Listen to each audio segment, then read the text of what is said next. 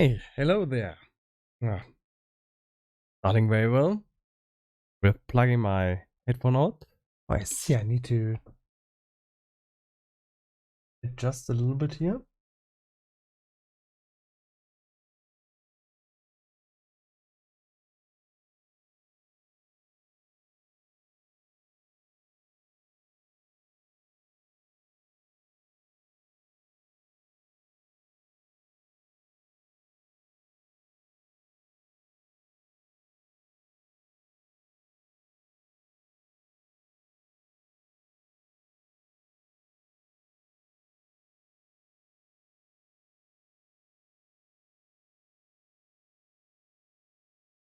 Okay, looks like I got one cat at least in the cam. That's very nice.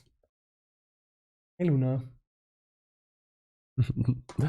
Okay, it looks like my other cat is not going up there anymore. There's a second cam for the another sleeping position where the cats used to sleep a lot, but looks like they changed their favorite places, and now one of my cats is usually sleeping in my dining room, and yeah, I think she's sleeping there right now.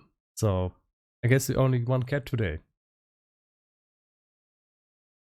Christmas. Christmas was hard.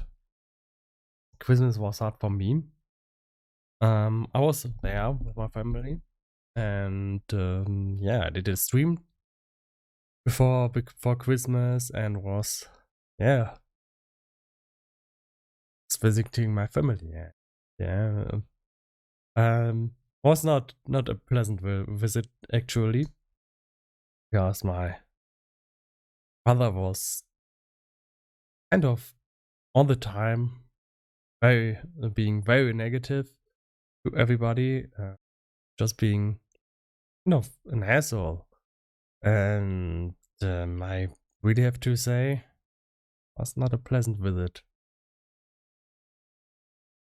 And I'm still not completely over that. I said I will sleep over that. He said a lot of bad things overall now. I have to deal with a lot of abuse my childhood, and he just completely denies that. It's absolutely terrible, and I absolutely confronted him with that, and he was just denying it further. And yeah, that's kind of hard to deal with when other people are playing the victim. But yeah, I guess there's nothing I can do about it. Yeah, so let's focus on the things that I can do, and that is make sure that I go down my career path and do in my free time good stuff. Maybe help some people, or just help me make a good game. So this is what the stream should be about: making a good game. And yeah, the only thing that is hard from Christmas is I'm sick now, because actually was my father.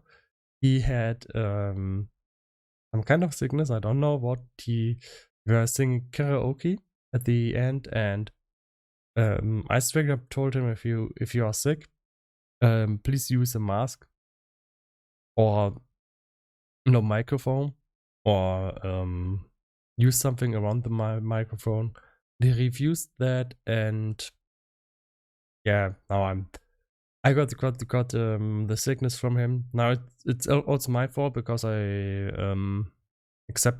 kind of did not pay enough attention, and at some point picked up the wrong microphone which he used. But yeah, it's kind of annoying when it's still kind of giving another person your sickness in this way, because you're pretty much not even trying to not spread your diseases. I think that's pretty bad, but whatever. Yeah, still have to deal with that. So need to stay hard there. There's nothing, at least there's nothing that I didn't say the way I was thinking about. I should have said that, or this or that. There's nothing to solve there. There's no problem that I have left anymore. And this will eventually make me be able to forget about that and go on with my daily life, which is much more important, to be honest, because when I'm not visiting my family, I'm not thinking about them at all, and I shouldn't think about them at all, because I have a lot of things going on that I need to focus about, and that are very complicated in game design and everything. So this cannot fly. I cannot. I don't have the time to think about my family or the problems of others. Not right now, which is maybe not good for me, because you want to have the time. It's always good to have the time, but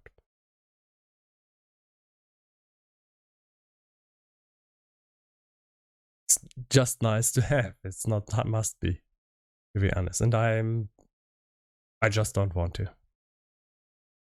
Yeah, just have to deal with. He's pretty much said, I'm not even at my new job. Not going. He said I'm not even going to make it half a year. Said probably I'm not even going to be. I'm probably not important there, and I was very negative and don't even remember all of that. Yeah. And the only thing that I can do is try to work hard and prove myself. Prove that I'm better. So let's go. So now I'm not always in the mood for happy music, but the thing about happy music is it helps me to get going. So let's go play some music. This is the first track. I don't like when it's just for the first track. Okay. Just helps me to get going for a bit. And on the other side, it's so hard to find music. I just not copyrighted, and I didn't have much to have the time to find. Maybe not happy music. Maybe I would like to have some gaming metal. I don't even know if I can play that.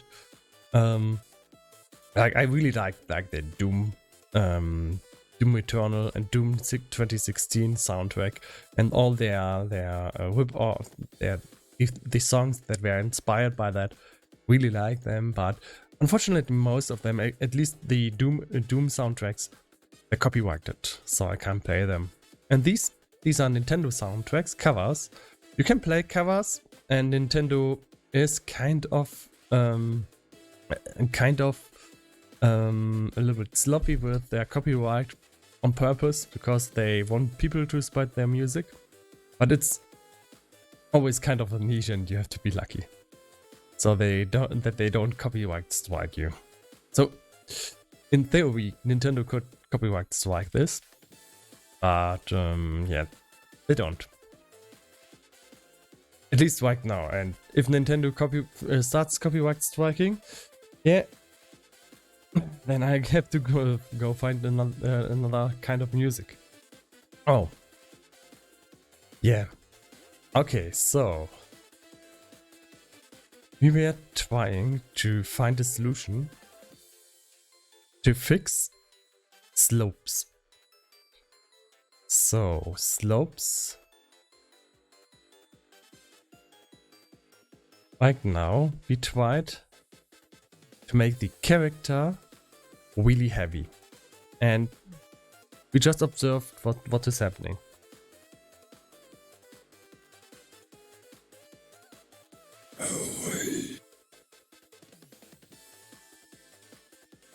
Yeah. First thing is, we move now. My keyboard doesn't respond well. Maybe let me try the controller. Sometimes, for some reason, my keyboard is breaking with the game and you can't play very well. I don't really know the reason for this.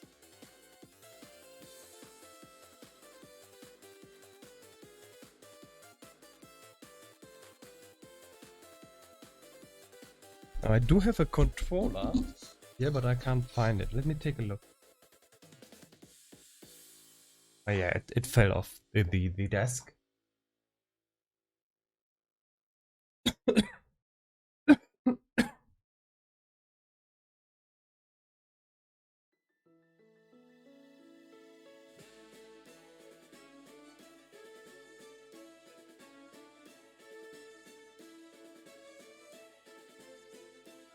There's a knot in the cable, not good. Fix that. Cable is not going to fix itself. No, it's a cable.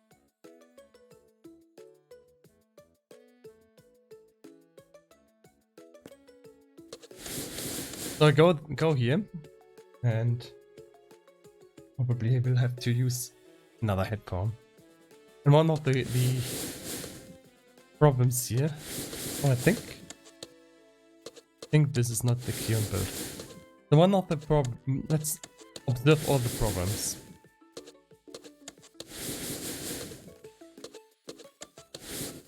The one problem is you fall down when you're standing on a slope.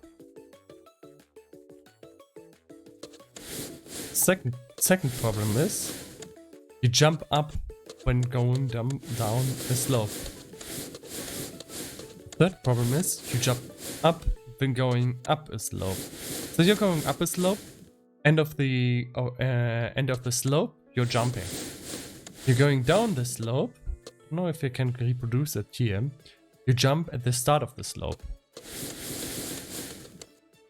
Yeah, you can see I was not touching the last slope here at all. Yeah, we need to kind of fix it. So first thing that we are going to do, because this is going to take more time than I initially thought it would, as we are going to the test level, we are going to make ourselves a zone, which kind of just reproduces the problem, so we can test it out much faster. And why don't I just do it in the first level is because the first level has an intro scene that will play every time that I'm testing, and that's just annoying. And it's a real level. The level will load a little bit slower than a test level. Let's just maybe choose some random place. Want to use this place here. Pick some. It doesn't matter which tiles that I pick. And draw on the ground my map. So let's go. And I think I've picked the wrong. I need the default brush.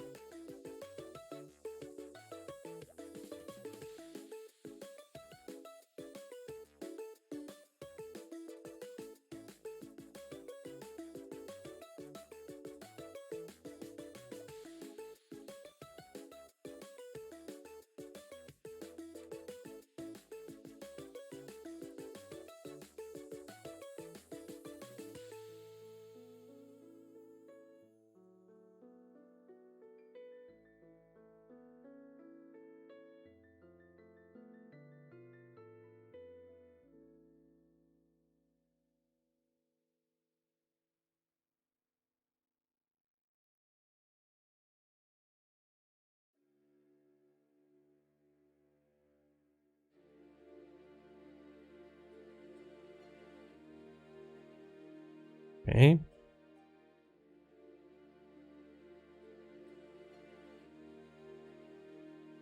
Now let's fill out these spots here. It's not important actually. Testing. So this is pretty much what we want to test. Yeah. Let's say from here to here. This place. And let's finish this and then just make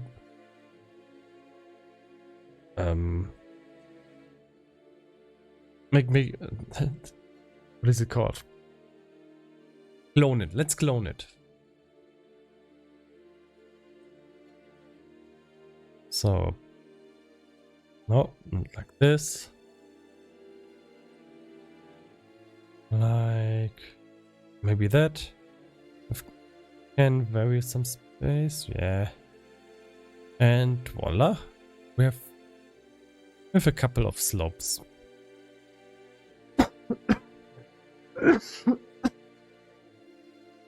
Yep, and that's pretty much it.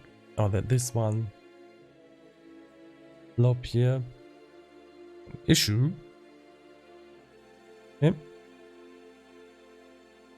Okay, let's click the slopes. Let's select them. Really. Yeah, I want to see them in the inspector. Okay, they are generated synchronously. So synchronous.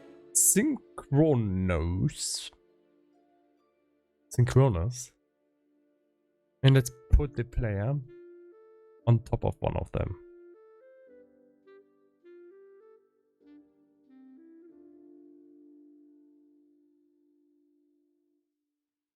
Okay, it's bigger than I thought. Something that I rarely say or hear.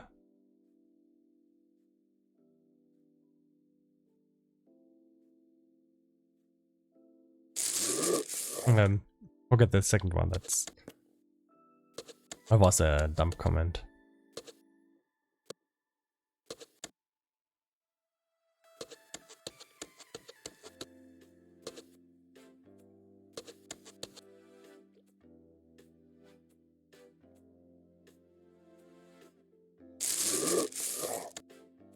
so. Okay, now we can reproduce the problem. The slopes just don't feel nice. Go down here. Touch the ground. But it's not working well. You go up. You see how much he jumps? I want to stick to the ground if I'm not jumping. And last time we just tried to fix it by adding a lot of gravity to the character. The problem then is one problem is not fixed, and that is following. When I'm standing on the slope here, I'm moving on the slope. And if I have more gravity, it's just pulling me down faster.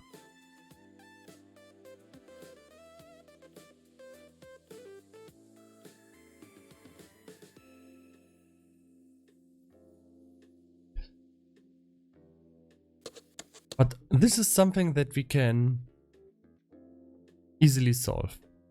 If we are not moving,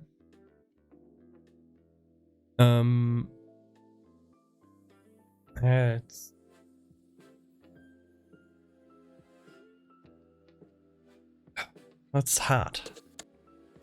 It's hard.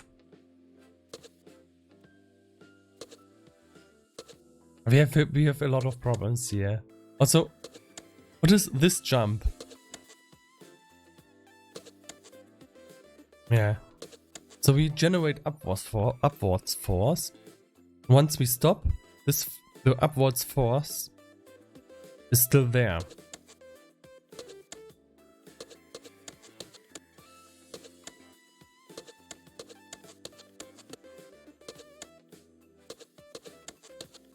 So what about this? Last time we tried gravity and it generated more problems.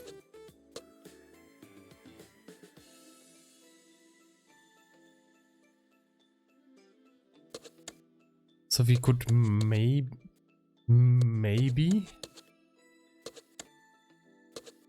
One problem is that I actually use this kind of slope movement. You can jump up here.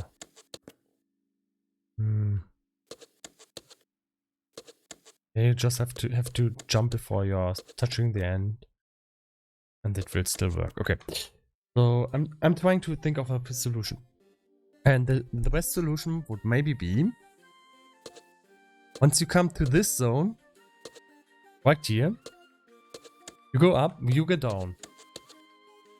And to keep the character on the ground, we cannot change his position. But we can make sure that once he goes down the slope, that he gets a lot of downforce. Just force him down. Yeah?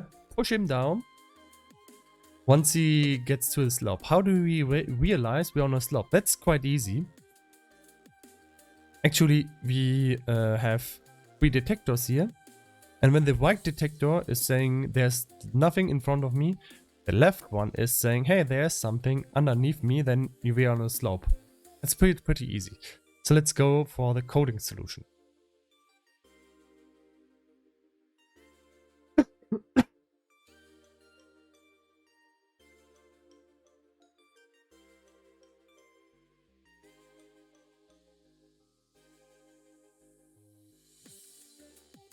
So, we have a lot of code here. It would be a good time to split the character, because the main character is broken. There's 2,700 lines of code, and I actually should split him apart. But let's do that later. It's not good code. This is not good code to just have this much code in a single file. It's pretty old code, but it would take the whole stream. I don't have enough time today. Because this could take 6 hours. If I split apart the main character. Maybe it takes an hour. Maybe. But I'm not sure. I don't have a clue how long it will take to split a card apart the main character in the code. Still something that I really want to do, but time is of the essence, so let us move it.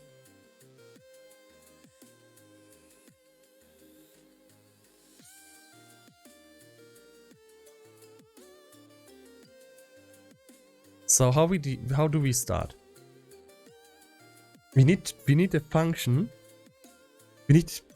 First we need a state tells us on what kind of slope we are. So let's define that state. It's an enum.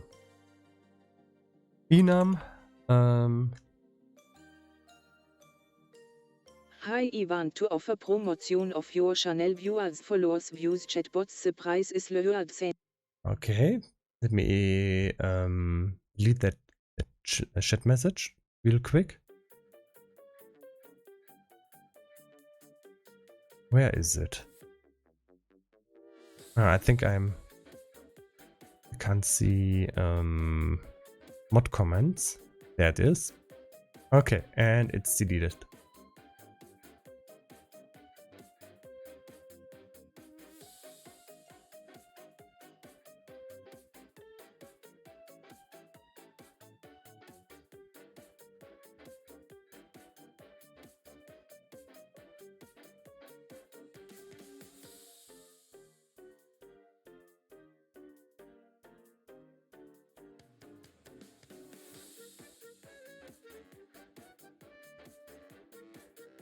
Also need to change the language to actually English when we are streaming in English, so that the bots can read out their messages in English. Well, I normally don't just have bots in the stream. Sometimes it's just some people saying hello or asking for tutorials or help. Kind of rare. That's why I use speech chat. So normally I would not realize when somebody is telling me something, but since I have speech chat activated, I can actually hear when someone is chatting, which is nice. So I will never not see a chat message. Okay, let's go on. Loppy state, no. Slope state. Let's say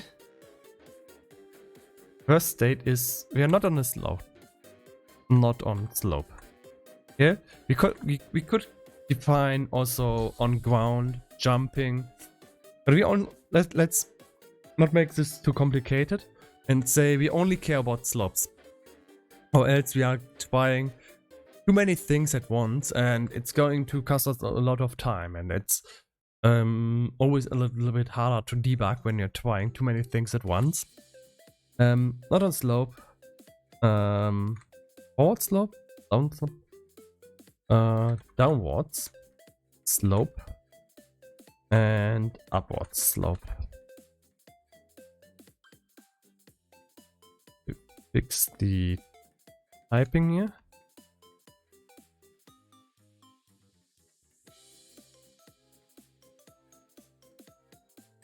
Fix the syntax. As we in an enum. And let's go on. Let's say, oh, he wants us to write them uppercase. Okay.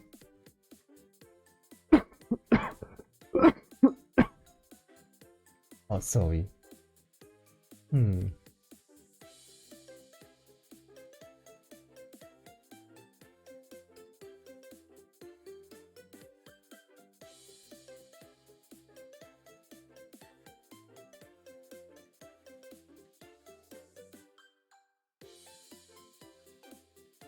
I will soon have to wash my nose. Wash my nose? Wait a moment.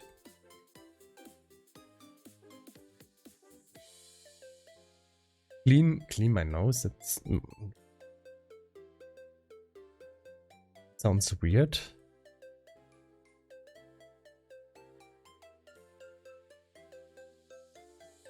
To blow my nose. Okay.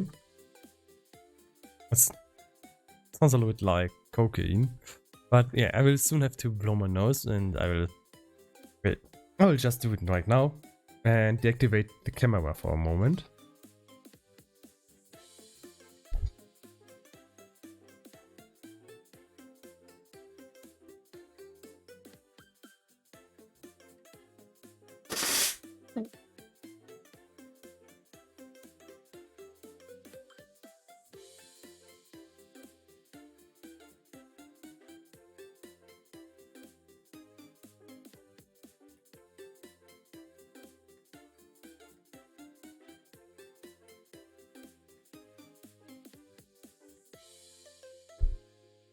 Yeah, being sick at the holidays, that's not nice. But whatever, let's go on. We cannot fall behind of such because of such insignificant incidents. So where do we put in our method? I have no idea. Let's just create a new method here to detect slopes. Let's make private. And I'm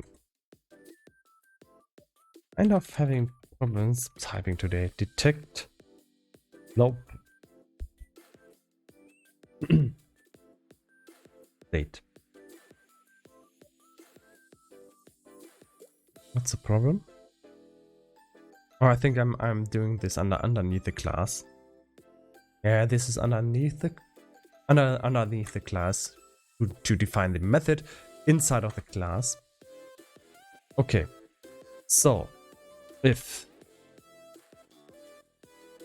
there's only two ways we can be on a slope, and we have these ground detectors where we have to kind of see how they detect ground. So let's see how do we detect ground. 87 variables with ground. That's not good. But maybe we can see where we use this radius. Oh, it's only used one time. That's pretty much where we need this. And we have this method, ground check. This is where we could also maybe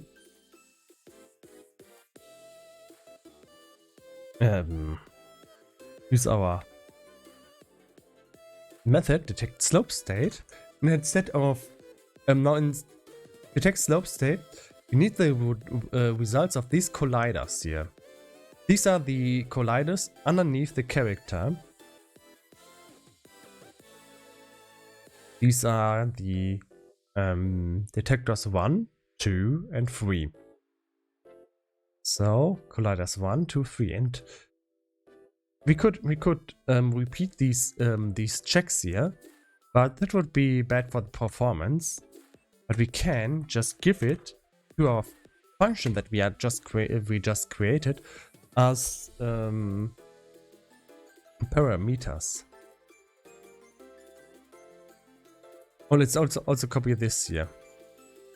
Let's see what is it doing?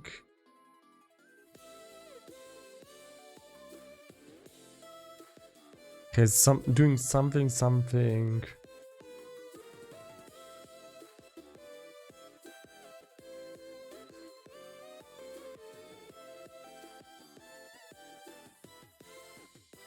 Something with the jump. Okay. Yeah, when you are jumping, there will be a second.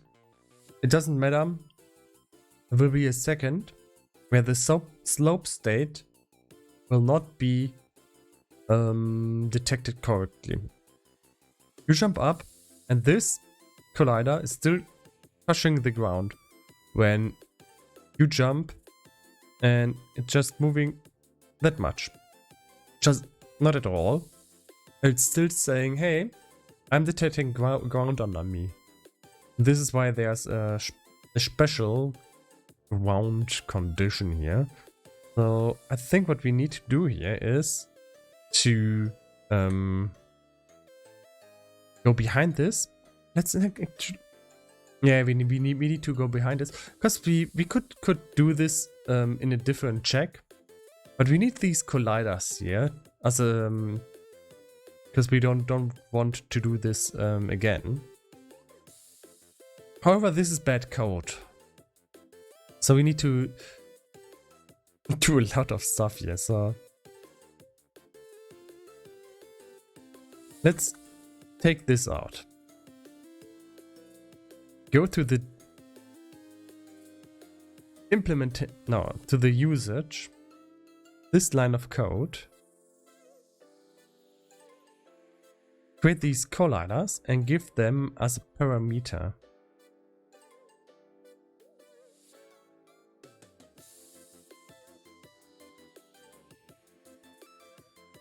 Now we know if we are grounded or not.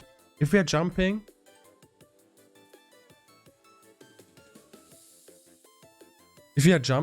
this should already do this stuff to tell us if we are on the ground or not. So we need to be grounded. If we are jumping or there's some kind of exception, it needs to be catched in this method. And now we do our method here, detect slope states, and we just copy the parameters. Now it's still red because it doesn't know that it needs these parameters. So we have to tell him that it needs those, but that's easy. Just go to the implementation of this code and tell him that he actually needs those.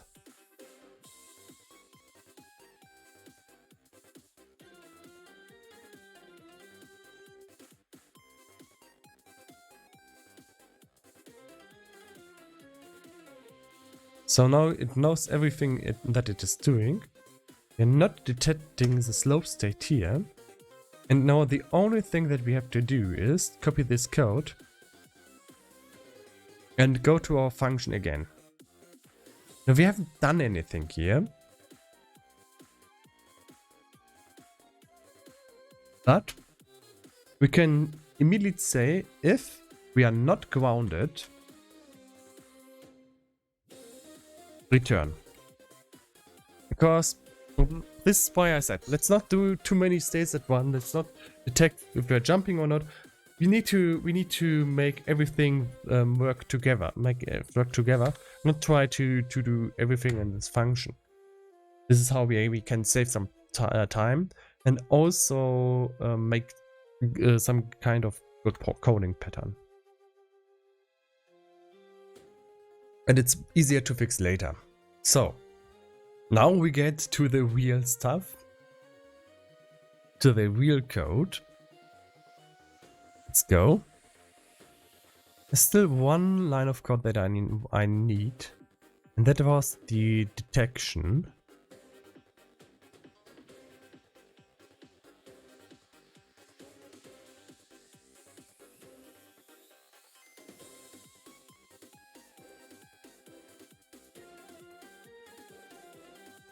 This.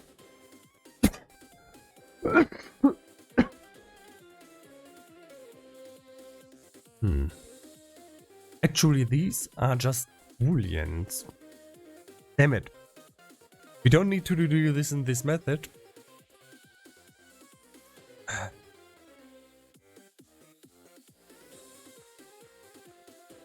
We need them here, I think. Yeah? And we need 3 booleans. One is core 1 grounded, or 2 grounded, and or 3 grounded. So is any collider grounded?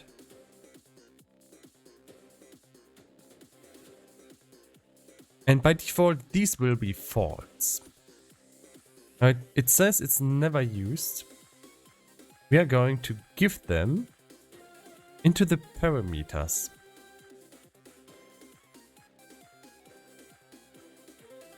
So we just tell them, okay, these 3 colliders, we do these checks here, and then we just give these functions the results. Okay.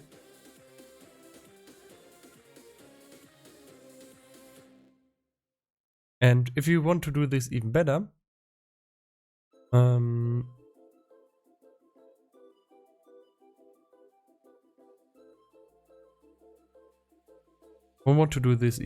you can do all the checks in kind of encapsulated method. This will encapsulate your methods even further. Okay, so let's say bool colon grounded, and then just copy paste it.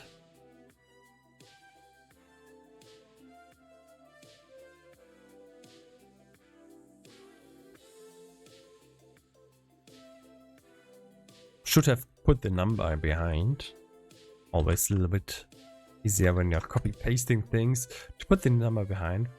But we don't have to define this new boolean here.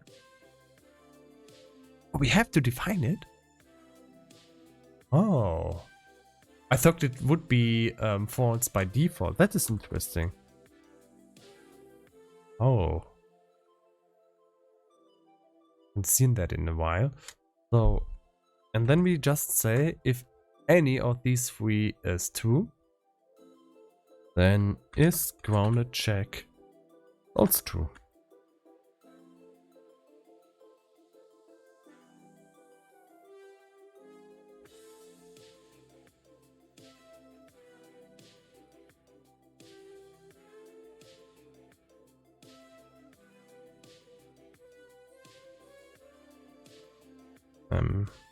No, I think it's this. Well, the syntax should be correct, but the compiler is saying something is wrong. Replace with single assignment. Okay. Ah, okay, that is interesting. Yeah, okay, so this cleans the code. And it's still understandable. Now, I'm not a big fan of making fancy code like this. And we factored something, so just you have less lines of code. If you are sacrificing readability. Readability is the first thing that you need to keep in mind when writing code. Make it easy to read. It's just nicer to work with later when you have no clue what you are doing at all, which is usually the case. So, oh, let's also go back to the function again. Yeah, this is why it's also if you see why I'm what I'm doing here. Okay, there might not be initialized. Interesting. So I need to specify that these are false.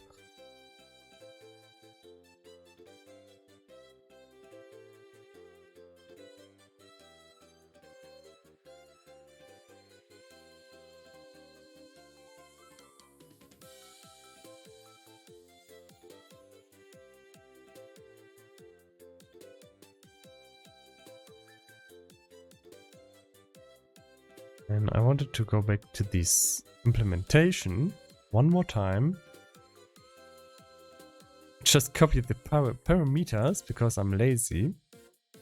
And go through the final function that we actually are working on. Now we should have the 0 errors. 0 errors. It's good. We have too many warnings, but that's because we are using an obsolete coding standard with our naming convention. Which is kind of annoying that it's old code. It's really old code. I have to stand about. I have to deal with that. Yeah. So if we are not grounded, just return. Oh no! If we are not grounded, then We need to save our slope state actually. Now we need to define a variable. And this is pretty much our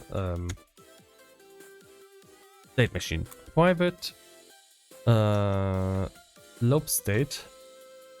Slope state. So this is where we are saving our slope state.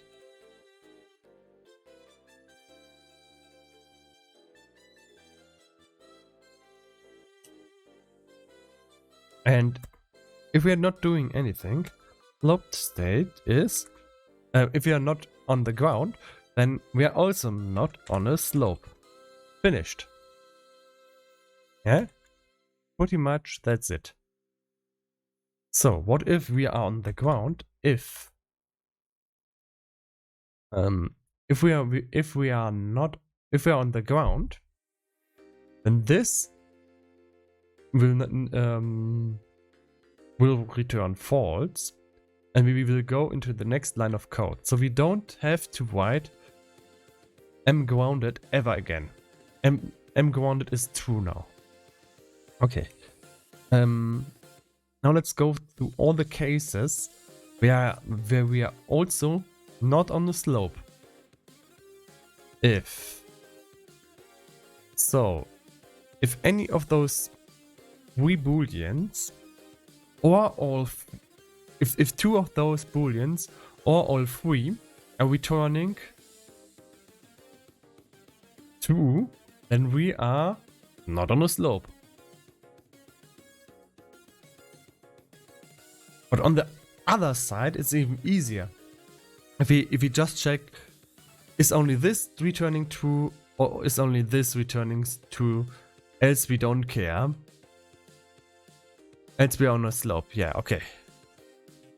So let's write this.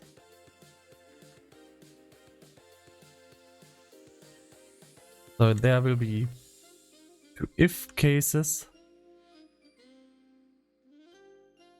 So if our first collider is returning true,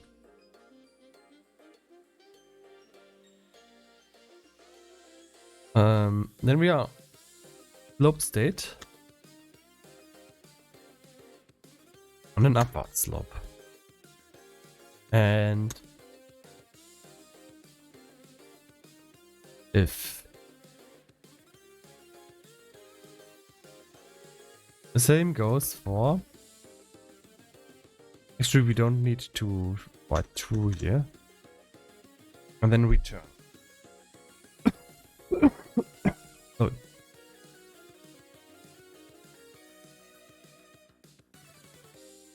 And here in this case it will be downwards.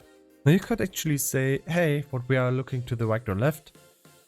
It doesn't matter, because when we are looking to the right or left, collider 1 and 3 are going to be switched, and that means we don't have to consider the facing direction. Okay, what else? That's pretty much it. Now we want to do something with this. Yeah, and we could start to immediately go into action. But first I really want to know, is this even working? And where's the catch? So let's go. I know the catch already. Oh man, yeah, of course. What if we are on an enemy?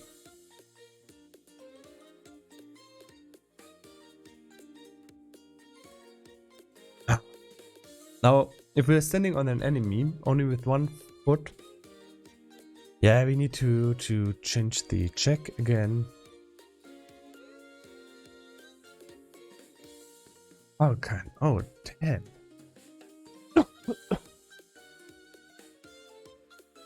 Oh, come on. It means we have to do this check twice. It means all the stuff that we did here is obsolete. That's horrible. Okay, let's go. It has to be done.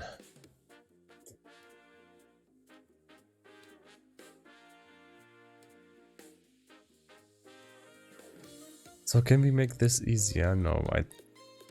So pretty much we have to, this what is ground is a layer mask.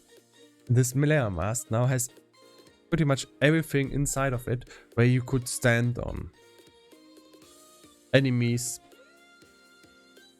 projectiles, ground. I don't know, maybe some exceptions. But not just ground. That is a problem. So we need to do this twice.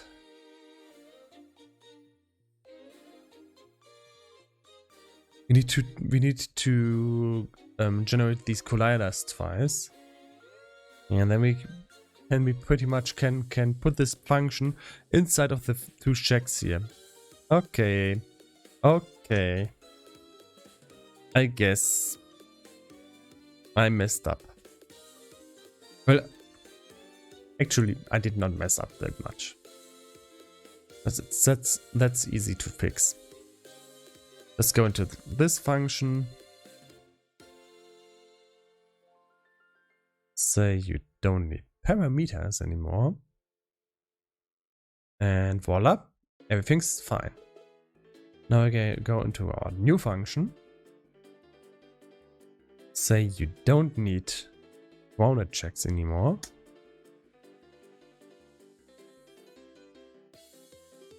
Now currently we are not using collider 2,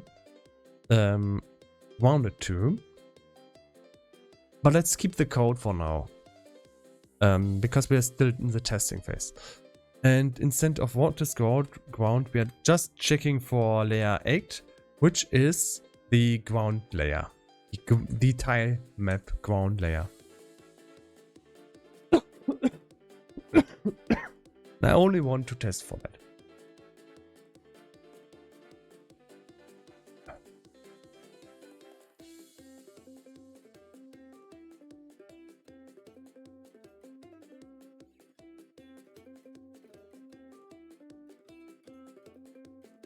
Okay, I also want to do something with this now. And for now, I just want to know what state I am in. So let's go to its usage. And let's see where this is in evaluate input, okay?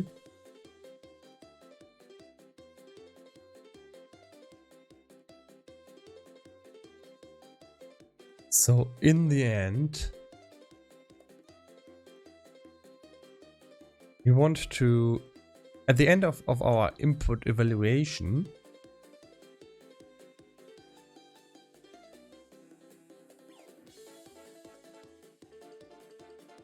we have a lot of stuff going on and I don't really know what it's doing. And let's just go and put this into the end of this method. This hundreds of code lines long method. And say if slope state equals slope state downward slope, what do we want to do? If this is equal to slope state downward slope, what do we want to do? You just want to show this really easily.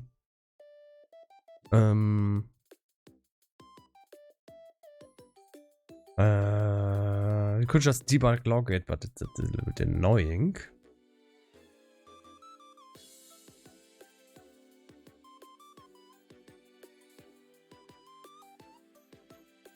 Oh yeah, the cat cam still on. Oop. There's no cat. Oh, no cat cam. Okay. Only thing that is up there, where the cat would be, is a tweet right now. If a cat goes up there, she will find a tweet and hopefully remember that this is a good place to sleep on. Just doing a little bit of trolling here.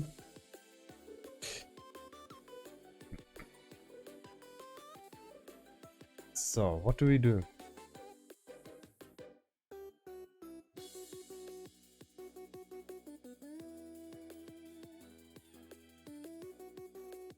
What do we do when we are on a downward slope? To show it somehow, to just make the head invisible.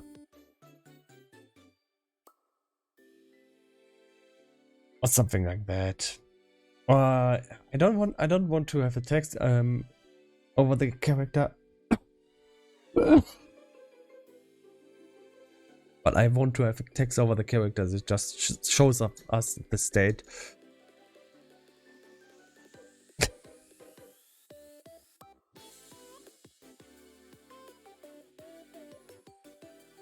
Let's look at the character. What can we do to easily just show us straight up what we are doing? We can edit the health. I know it. Yeah. Then max health. Just it's easily readable during runtime. Is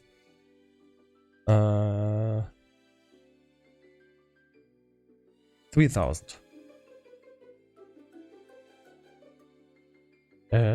Then if we are on an upward slope, max health will be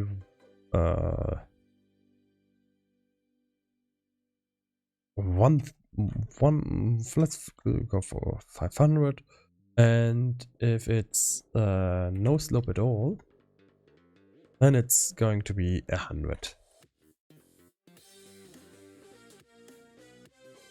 I could make this into an else if. It's a case. It's a switch case. Yeah. Switch case. Now this is not really doing a lot. But basically if we want to write good code, let's do it. If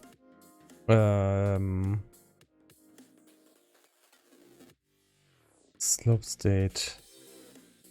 Come on.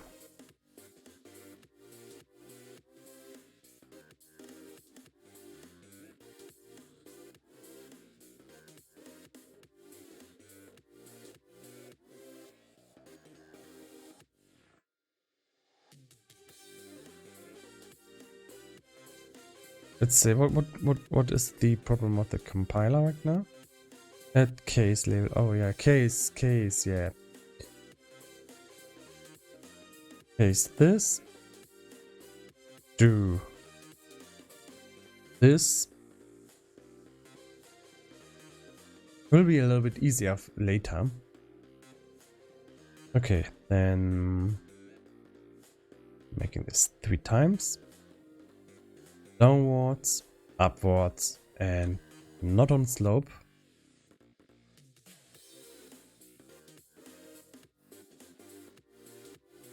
So, yeah. So we don't write 3 ifs, which is kind of bad code. I don't really care if somebody writes 3 ifs instead of a switch case. It's not important. But if you see it, you can just change it really easily. It's not hard.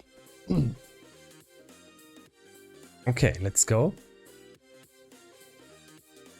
Look at our maximum health. And nothing's happening. We get a null reference in the console. This is some kind of grid palette problem. You don't care about that. You don't care about that right now. Let's try that again. So it didn't detect that we are on a slope. Basically, let's just stand on the slope here. And the problem is, I don't know. Let's see. This is the character on a slope. Now, it could be that this is returning true. And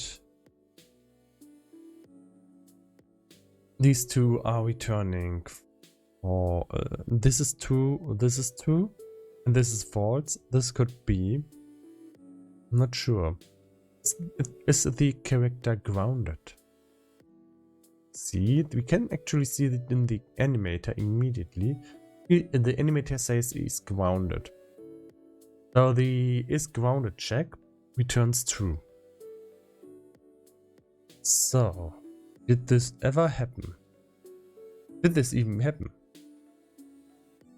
Did this even do anything? Let's see if maybe our switch is overwritten by something, so that it can't change the maximum health.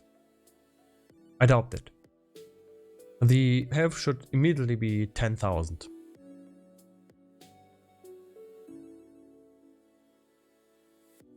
Yeah. We see now our maximum health is 10,000, so this is not ignored. Let's keep this at 10,000 though, so that we know that we are actually doing something. So right now, our state is not on a slope, always. So we need to fix our slope function.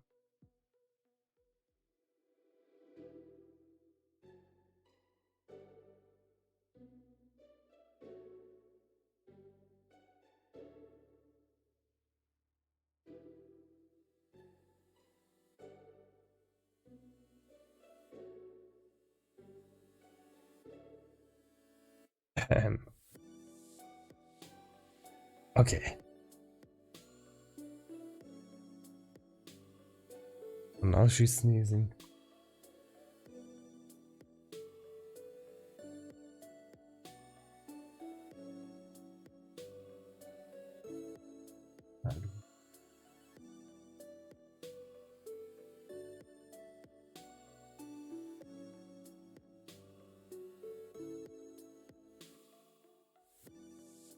I shouldn't have. Should not wake her up just to pet her. And she's so cute. It's her own fault. Maybe she will fix switch position now. So let's see. If we're not grounded, we will go into this state and return.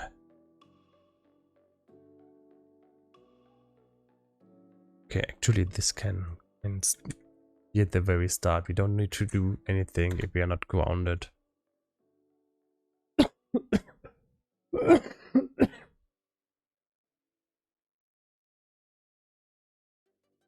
Just a little bit easier to read the logic then. Yeah, but it's important for the performance that this is up there. Okay, so let's just assume that this is correct, because it has always been correct. Now, if only this is true, it should already say upward slope. This is a problem. This is actually not correct. It should be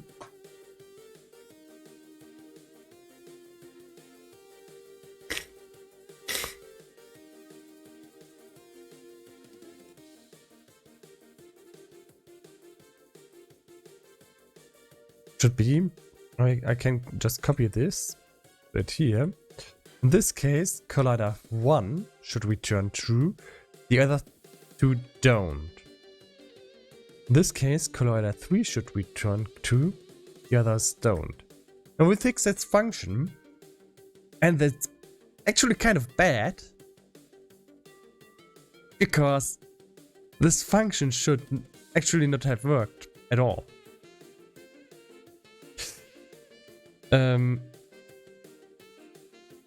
It should have detected on a slope just when collider 1 is on the ground. So even if we're not on slopes, it should have said we're on a slope, but it didn't. Now we fixed that. But when it was not working correctly, it should have showed itself. And it didn't. That's hard. Why did nothing happen? Why did not anything happen? Ooh.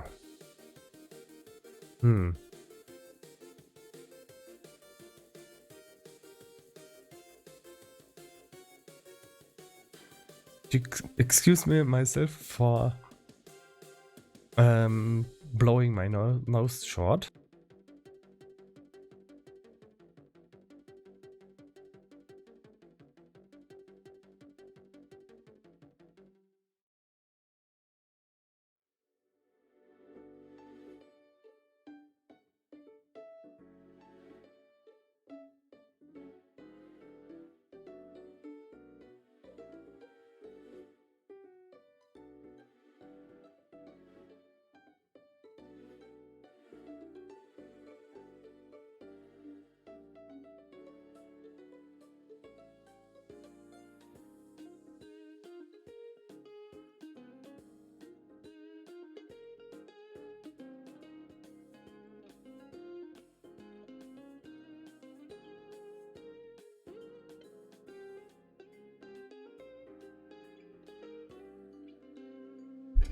Okay, let's go on.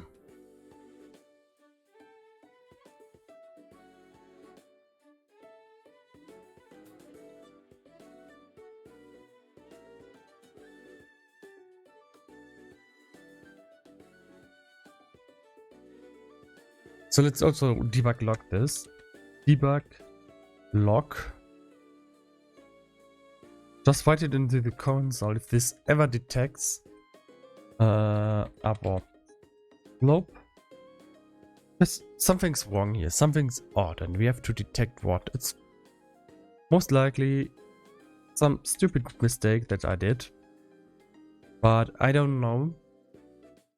I don't see it yet. I don't see it yet.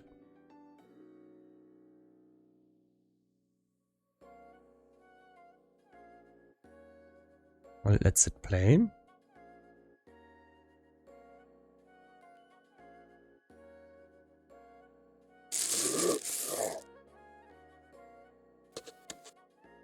And it never says we are on a slope.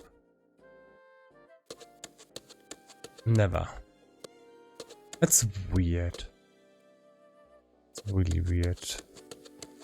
Should say this? The edge of... Oh, it should have said this at the edge of the cliff. At least. Something's odd. For some reason...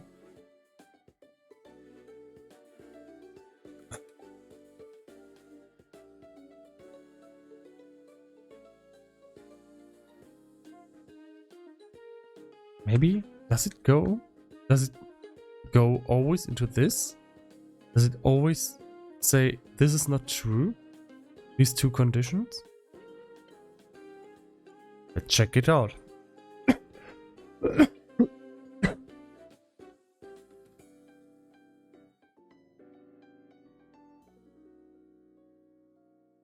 we see? Yeah, we have a console message right now. Says it's going through all of the code.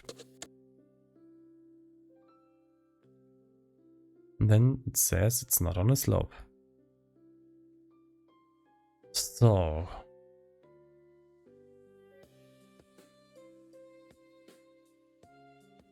what is happening is that these conditions here are never true.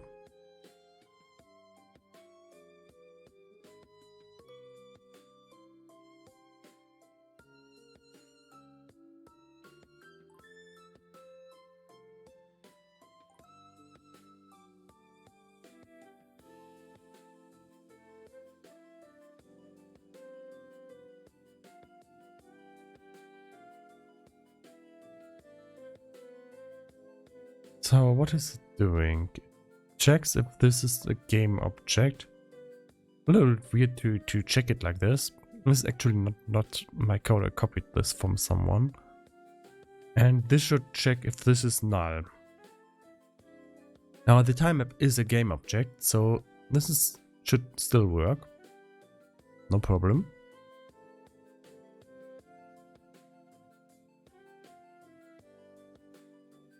And then we just have to check those hornet things. So let's maybe just see Is they are ever true? Some reason it could be always false, because I don't see a reason for that. But I see what's happening. I only see the symptoms. I don't see the sickness. And the sickness is some kind of logical error.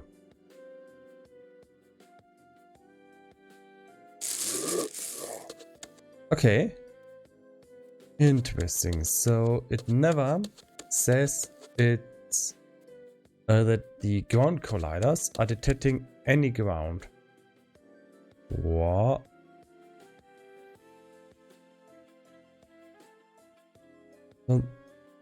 Oh. Ground is on 11. Ground is on 11, not on 8. Ground is on 11. 8 are enemies. That's stupid as hell. Yeah, should have checked the layers. I just thought, yeah, I always used layer 8. Layer 8 are enemies. Okay, let's see. Effect friendly squashing trap wall squashing. Only player blocker, player projector, enemy boundless project, only ground collision. That. Invulnerable. Object zone background. Ground, projectile, enemy player, power up. Post processing. Okay, and then these are the default layers. Okay, so we only need the ground layer here. Because slopes will definitely only be on the ground layer, and should be.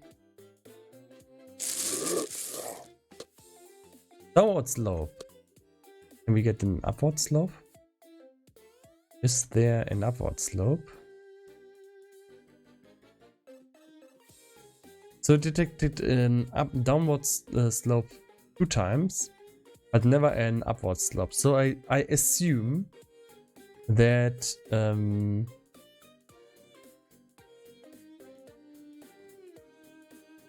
the radius of this is too big.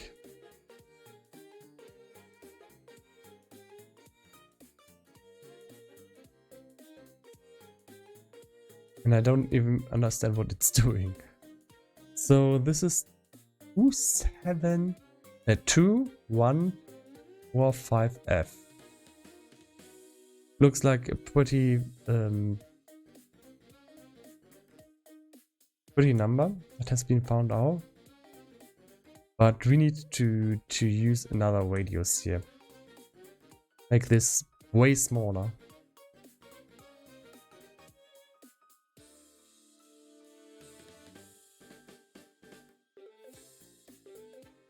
Yeah, we need to make this way smaller.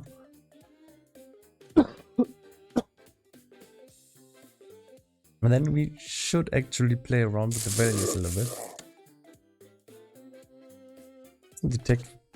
It detects upward slope, but not downward slope. Oh, it doesn't want to detect when we are on a downward slope. Detect it here. So it's still too big.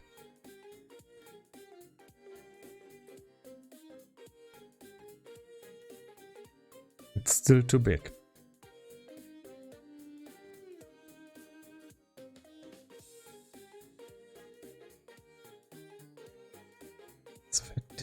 Why do we use this on Colliders 3? What the fuck? Is this one the one in the middle? Yeah, we do this action. The heck? What the actual fuck is going on here?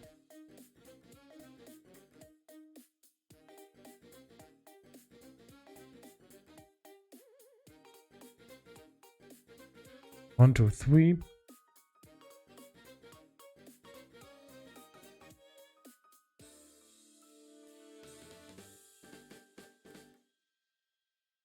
Yeah, number 3 is in the middle.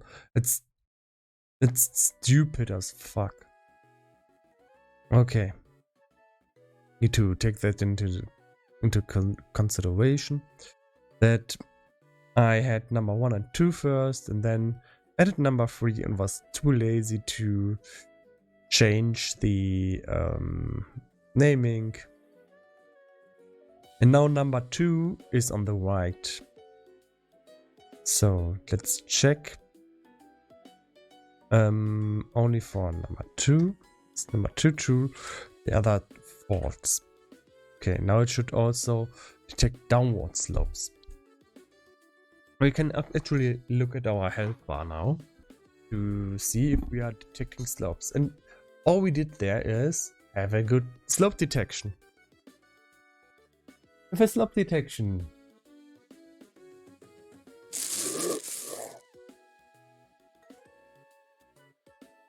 Okay. Downward slope. And it says 3000. It says 5000. Yay. 3000. So if I go to the left and right here.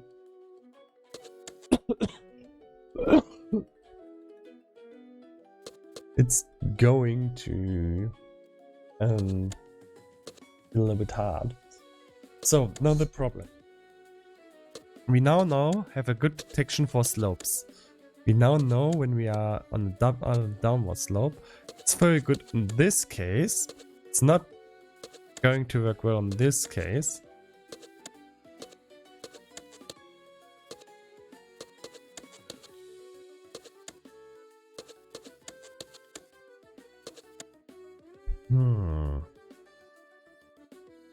Now there's a problem with the performance. There's actually a real problem this time, and this is hard. Now I'm completely wrong, and this slope detection is bullshit. Hi, I'm trying to compile a game with Visual Studio Community version. Sometimes I'm getting the error and sometimes I don't. The error tells CMake where to find the compiler by setting either the environment variable cc or the CMake cache entry. Make C compiler to the full path to the compiler or to the compiler name if it is in the path. Okay. So hi there. Hi iTube. So the error. I will just copy the error and Google it. I'm searching since 2 days the fix, but I don't get it. Let's just say...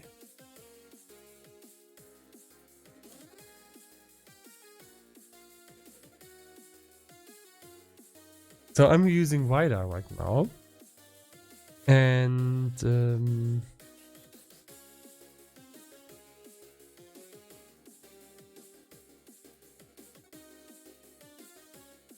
by setting the environment variable cc or make this CMake cache entry CMake C compiler the full path to the compiler or the compiler name. It's in the path. Holy shit, that what the fuck is that error message? And the first thing that I get here in Google is not the error that you get. It's first copy the whole error message and just put it into Google.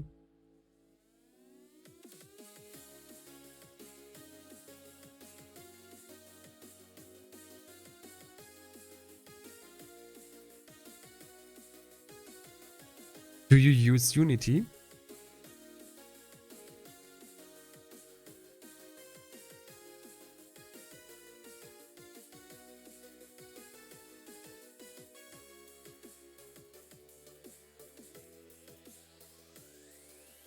I try it already. It says things like I need to link my compilers, but I don't know where my compilers are.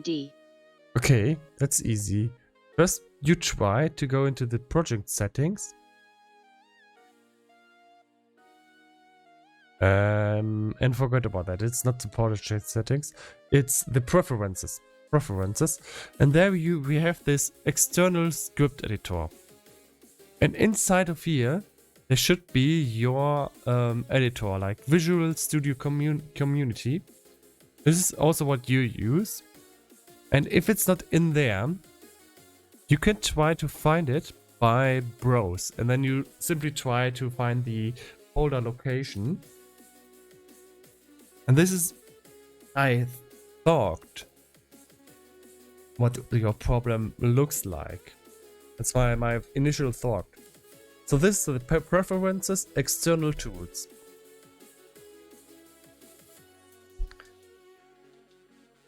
And go to external script editor.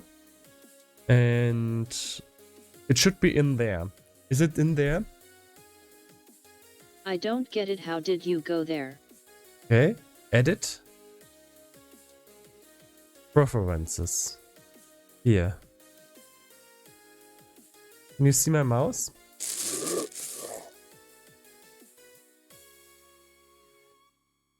Here. Under preferences. Edit preferences.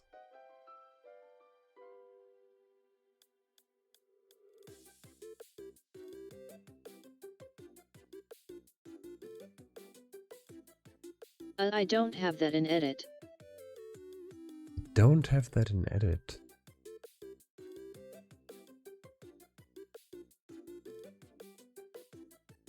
That's odd. Okay, then you have to find your preferences pretty much. This will solve your problem. Do you got Discord? Yeah, I got Discord. Okay, you can show me. Maybe I could send you a screenshot. Okay.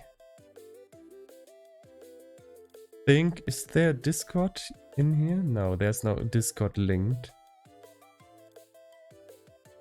There's no Discord link. Wait, I will just post the link in the chat. Just make an invite. You German? Kind of.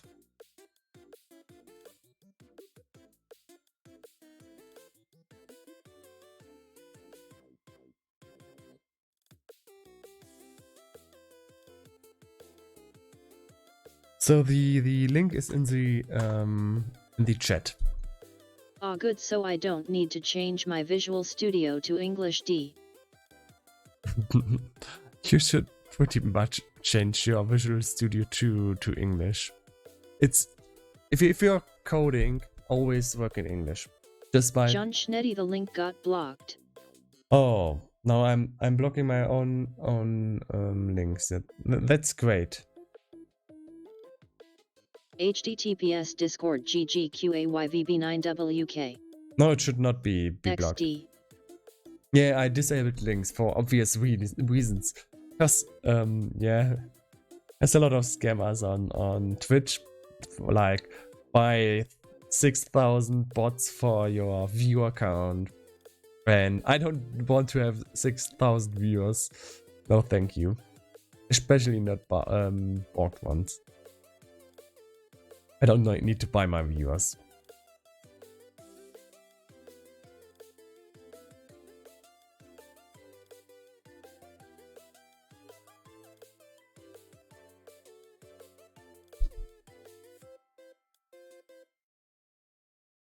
Hello. Hello, Smokey. Smokey's FNBR.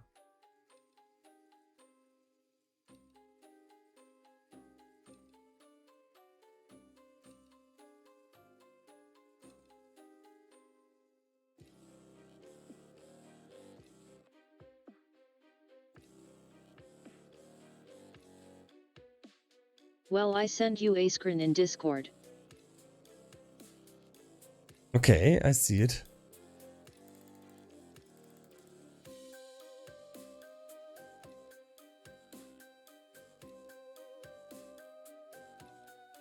That's not Unity. That is what you are in there. That is not Unity. That is Visual Studio. You have to go into Unity. Into Unity, edit, preferences. In German, it's Einstellung. I'm using Visual Studio. Your own Visual Studio only.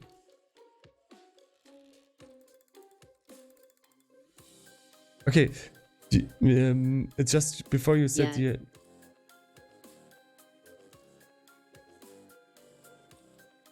I need some help XD. I'm a 15-year student that want to learn Unity. Do you have some advice or way to learn that?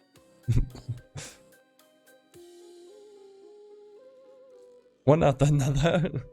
Okay. Yeah, I actually know a good tutorial. I will look for the tutorial later. Wait, try one more second.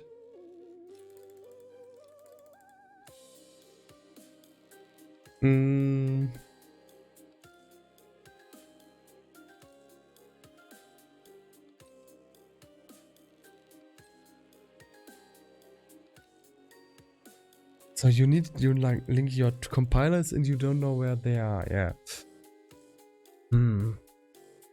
No, I don't know that. I think you have to keep googling. I know how to link the Unity compiler to the Visual Studio compiler, but if you want to do something else outside of Unity, I haven't done that.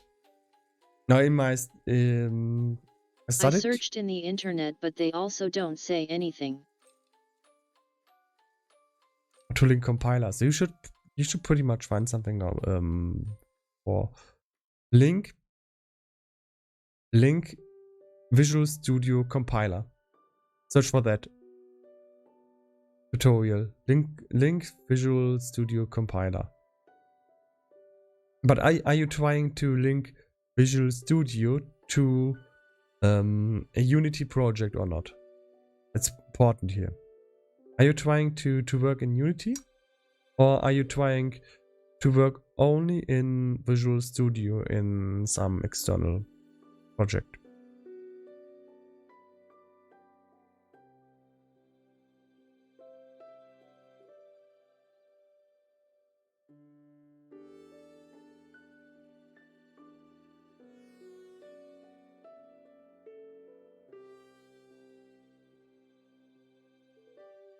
Okay, I will try to find a tutorial, and I've seen one that is really good for beginners. Well, yeah, it's for the project I code. See Discord.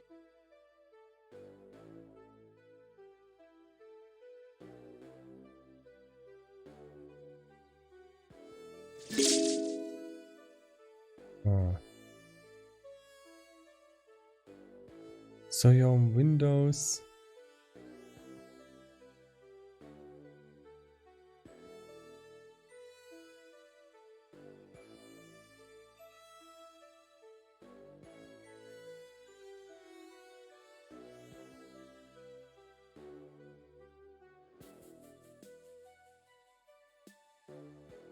Let me first try to find the tutorial. For Smokies, what do you want to learn in Unity actually?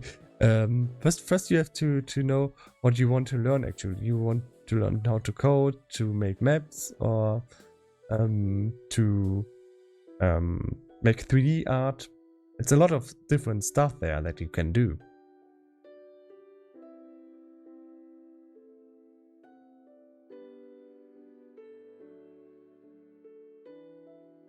I want to code a game. To code, okay. So if you want to code, I can't hear you. Can't hear me? I should be. So OBS says that it detects my voice. I listen you. Yeah, I'm trying to find the right tutorial. Yeah, I think this is the guy. Oh, now it's working. What did you say? I'm searching for tutorial right now. Ah, damn it! This is just a compilation.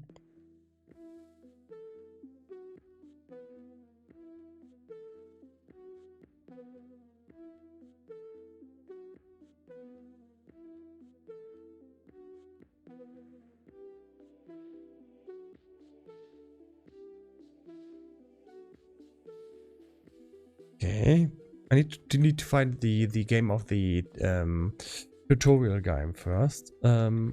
Unity tutorials. Pretty much at the top of this.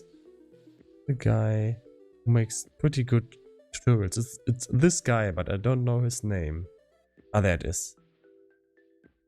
Oh, no. This is... Brackies. Wackies? Yeah, he has a tutorial.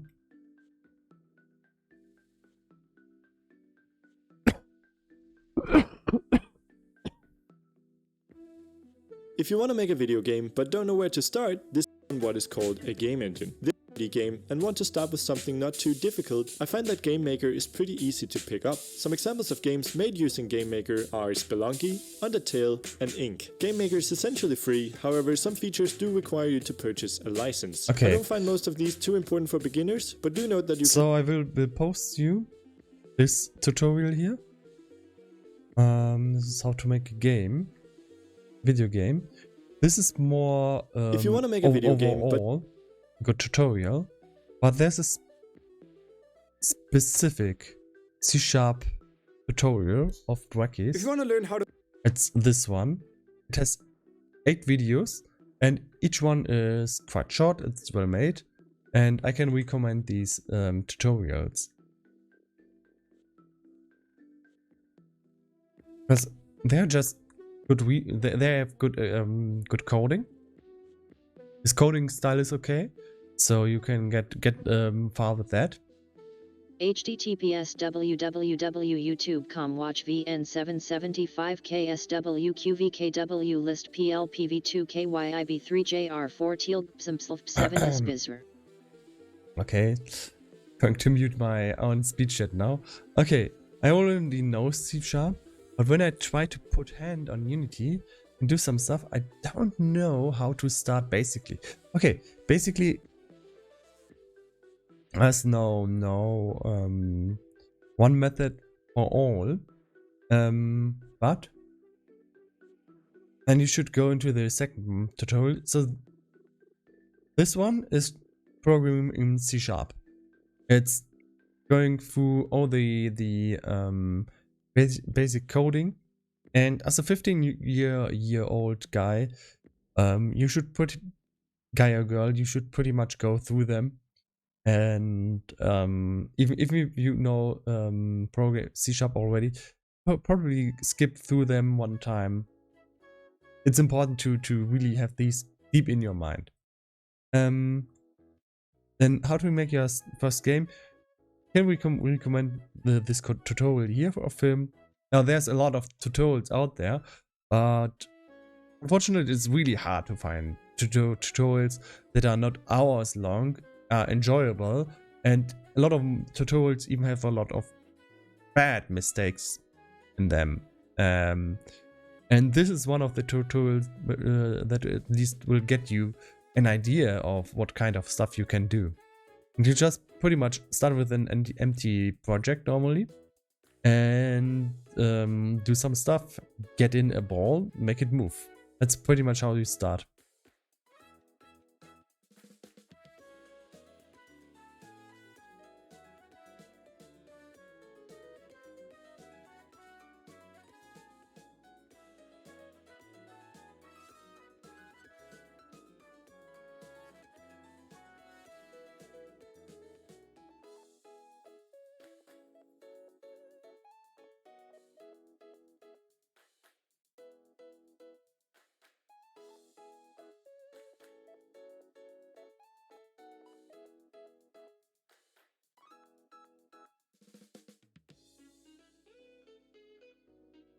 But okay. Are we creating a game? Yes. Like now, this is all made by me. I'm actually like now. This is the test level. Pretty far. But this is the test level where I test out all of my stuff, make the code. That's why you don't actually have a lot to see here. But there's real levels, so I could go there and show you a lot of stuff now, but I should not get too distracted. Except by you, of course.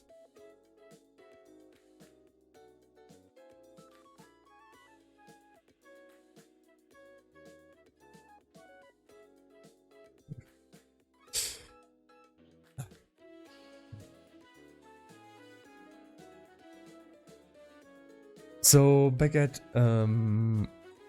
iTube too, I pretty much can't help you if you can't tell me what kind of project you're working on.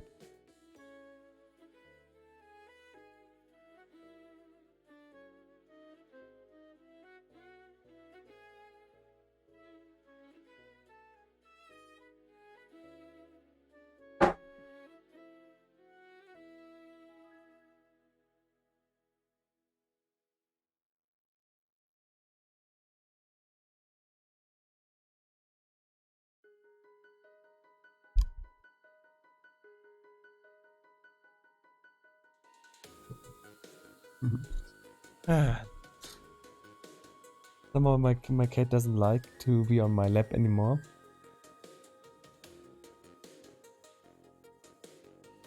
She liked it more at the beginning. I wanna make a game of volleyball for you. It's too much for a beginner. No, it's not too much, but you have to tell me about the environment. I still don't know if you're working in Unity, in Unreal Engine, volleyball game. Sorry for my English. You have to tell me, are you working in Unity, in Unreal? Are you just coding out of the blue?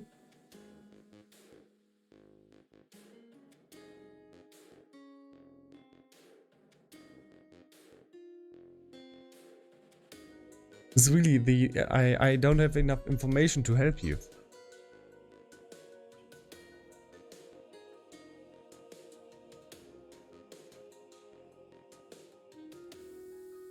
Because I could just look up how to link your compiler if you're just working in an empty project in C# or Unreal, but it won't help you if you're actually working in a completely different environment. I'm sorry, I'm not the guy that asked you help for his issue. XT, what? oh, yeah, yeah, Smokey, yeah, you're right. You're right. I'm confused. That was iTube. Yeah, iTube was asking me something, but I really don't know how to help him if he's not working in Unity. Okay, so yeah, but back to you, Smokies. Yeah, of course you can do a volleyball game. It depends a little bit on what kind of 3D environment you're or in-game environment you're working on. Is it in 2D? Is it in 3D? And where do you get the drawings or the models, the 3D models? That's the hard part for me, for example, where I spend a lot of time just drawing all of this. I have to actually draw all of this, and it takes for ages for me because I'm coder, I'm drawing, I'm doing the concept art and also the balancing, and this mix is kind of bad for yourself because if you focus on one thing, you're going to get really good on it. But if you don't pick your field where you want to be good at and try everything at once, it's going to slow you down a little bit because you're always relearning what you're doing, right? That's the spot. The real problem is 3D art. I can't really make 3D models and stuff like that, but I want to do it in 3D. Okay, if you don't want to do 3D art, just take it from the asset store. Just download some assets and work with that. And use stuff that people put in the asset store so you can use it. That's how you do it. It's also not a shame to use stuff like that for your first game. It's of course something just to be proud of when you do everything by yourself, but if you're not a purist, that's not the problem. And later, if you're working with other people together, there's people who are really good 3D artist and like to do that stuff a lot.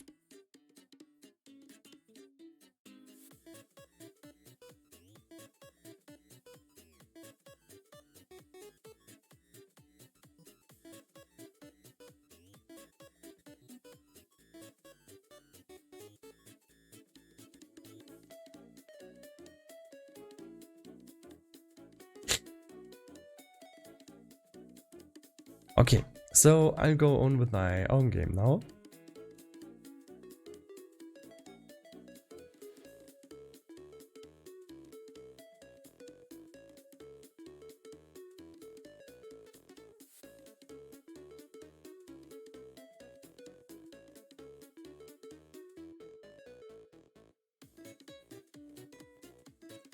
It's a complicated world, fucking gosh. Yeah, that's why people who succeed are paid very well. But on the other side, it's also a huge border to cross, and sometimes it's kind of unfair because once you're at the top, you stay at the top. Yeah, and I always criticize this, that there's a huge barrier to get into this stuff, to just learn for it, to just work for it. When you don't get any revenue, but yeah, that's pretty much how the economy works.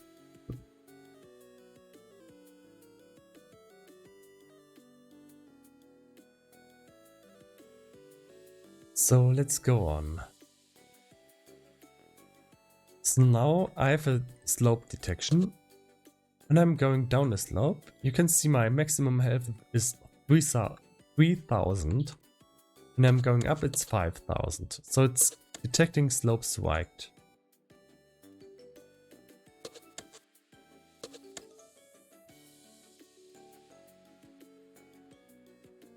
Yeah, it's detecting it right. So I want to stop sliding down here. So if I'm on a slope, we can actually change the sorry.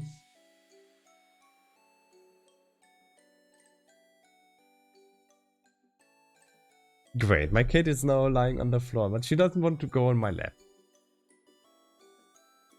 Ah, but it's just the first month with her. That's okay.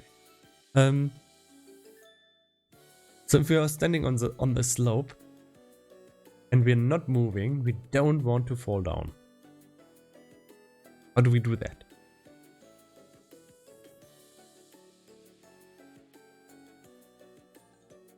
That's pretty easy.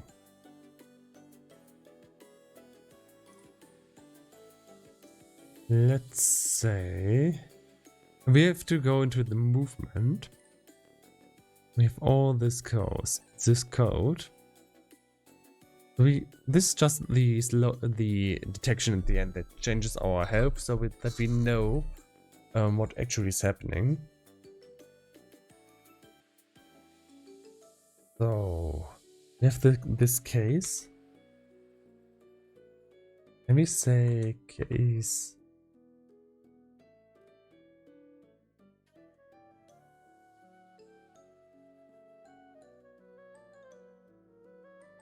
Oh no, we only have... Can't have an or in here, or can we?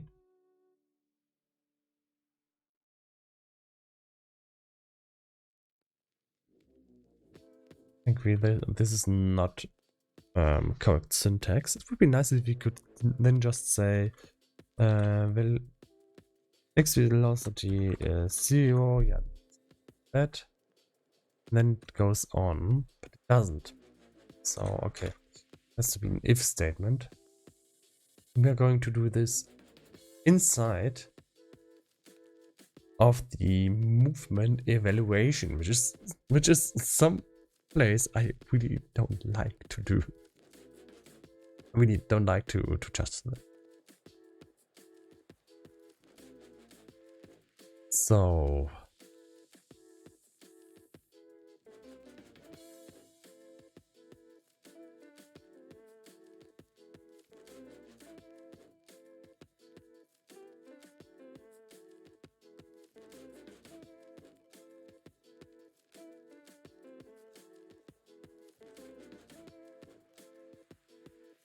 I think this is the jump function. This is the move function. Oh, it's pretty easy.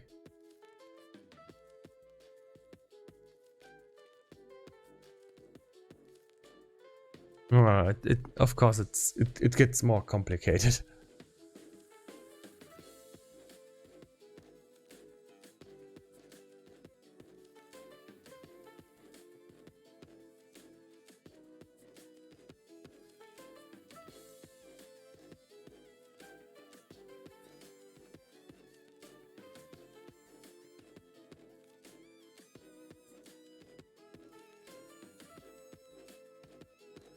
If our velocity is higher than maximum speed, it's going to be reduced. Oh. This should be by time delta time, which is bad.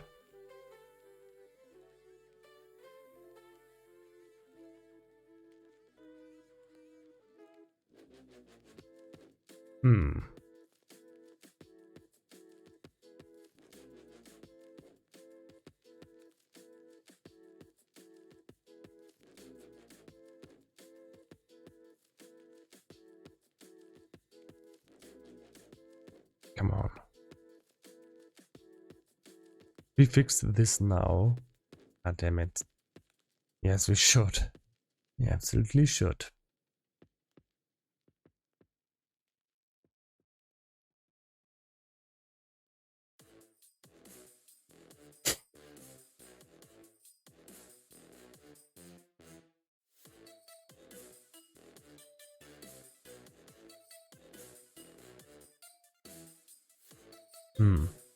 Okay. This is really a weird function, I have to say. What was I even trying to do back then?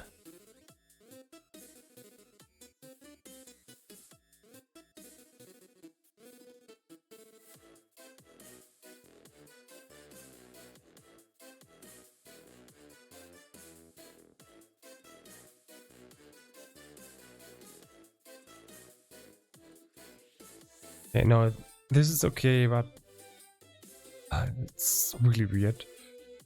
We pretty much slow ourselves down per frame if we're exceeding the maximum speed, but we're slowing down very fast, so it's not a problem. I think this is kind of a cap, so it's okay. Still kind of seems like there could be an exception where if you're flying really fast and have a really low frame rate, then you might be faster than if you have a high frame rate, but I don't think it will be noticeable. Because it will pretty much every frame slow you down by a lot, by 10%, and that just adds up very fast.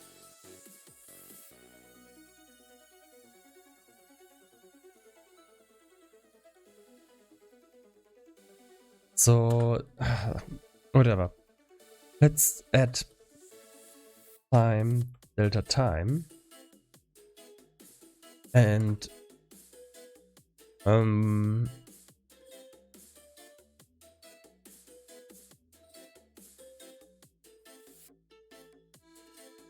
good times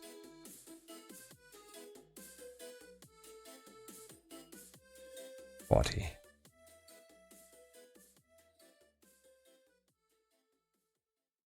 So let's say 1 second passes till the next frame. In one case, in the next case, let's keep it easy. 100 frames pass until the next frame. So in the first case, this would have slowed by 10%. And the others by a lot. I think maybe 99%.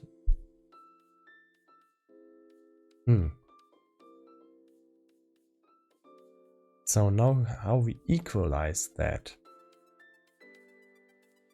So now it's put time delta time. Let's ignore the 40.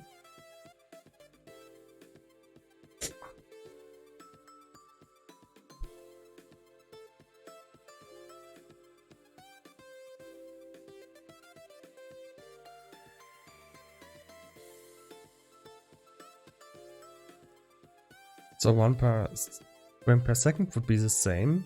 100 frames per second would each time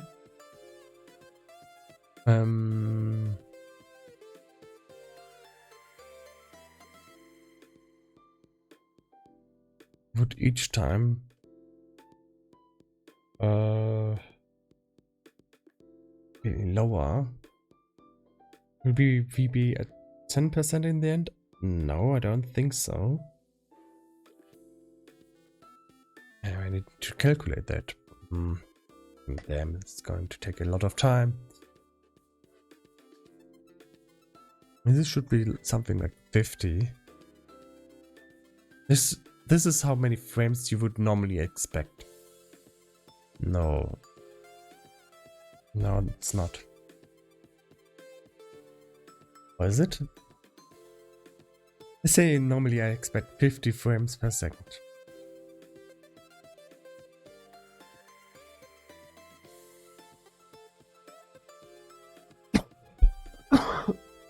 So 1 frame would be 1/50th of a second. Times 50 is 1. Okay, and then we have the old equation again. Okay. Okay, it's not even what we're working on. So what I'm looking for is if move is equals to 0, this is this.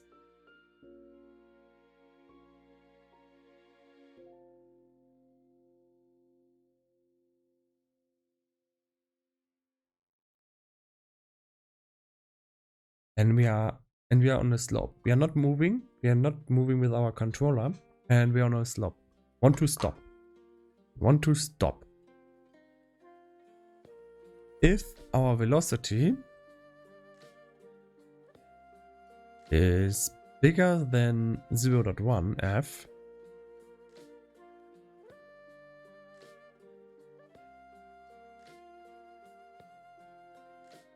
and then we are going into this. We don't care. Then we are still stopping. Else. And then we need to define if slope state equal to not on slope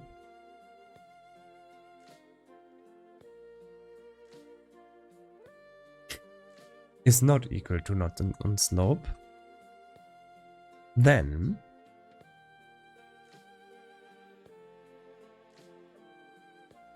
we do something that stops us.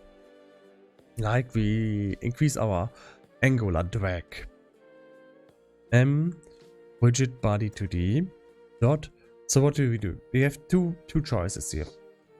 First is we just manually say our velocity is 0 now. Our velocity is 0 now. And this is not a good idea, I think.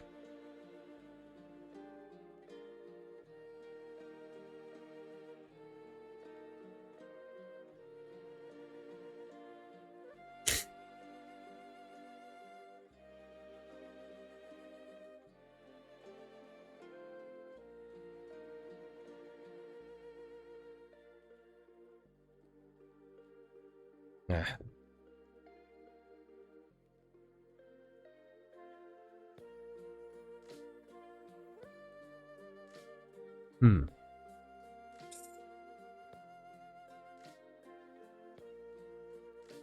Just a little bit irritated.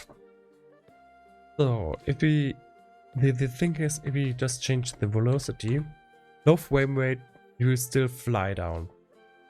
Won't do anything. If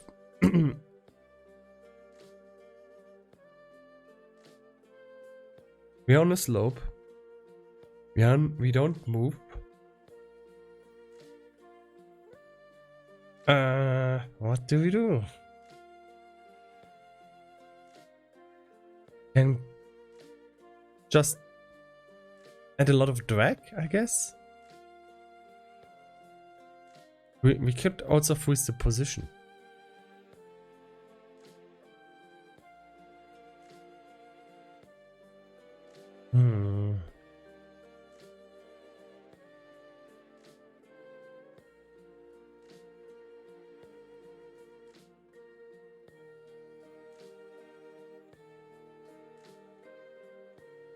Let's first just add a lot of angular drag.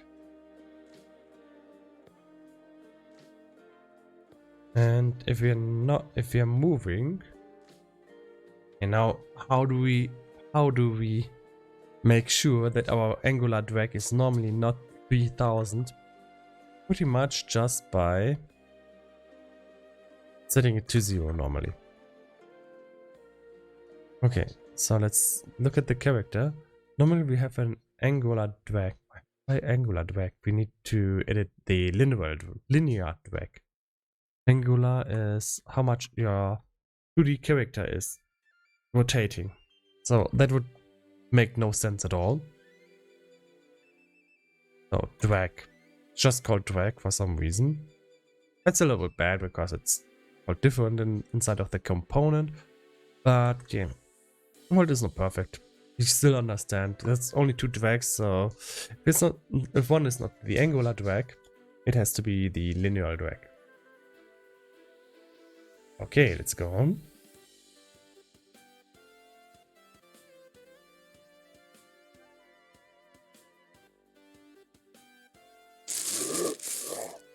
And what happens here is I can't move.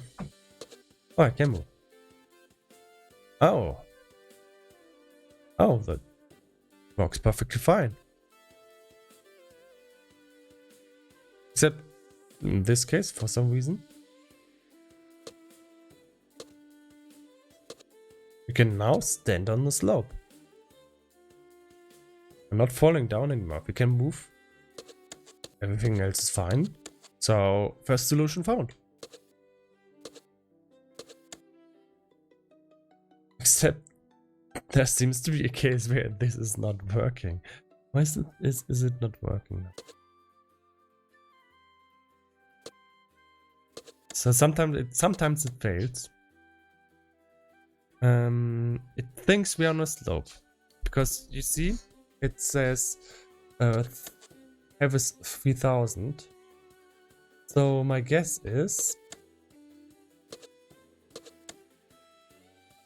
if we have too much of a start velocity here,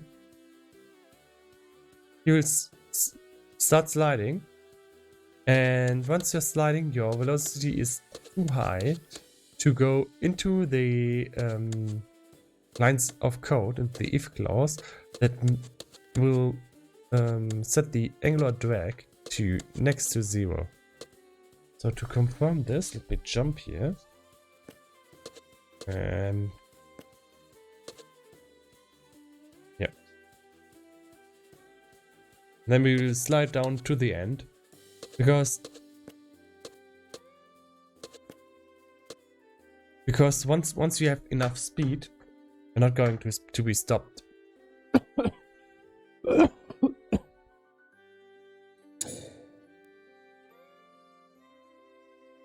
So if you're not on a slope, what do we do? We can still add more drag. So we're never going into that else clause. We're going into this clause, which is going to slow our x velocity.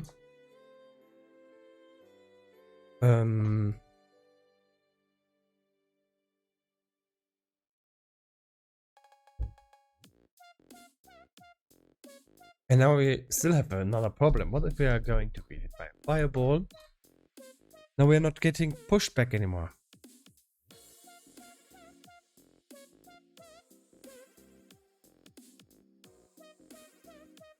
Oh, no. We are going to be pushed back because of this line of code. We still have to go into this We have to make sure if we are pushed. Let's find the usages of this variable here. When we are pushed by anything, a firewall, this variable is going to be true. Find the usages. Where is it set to true? Here. And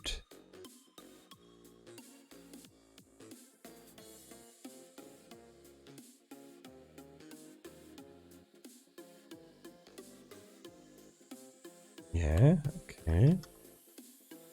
And we can also. This is also only about the timer.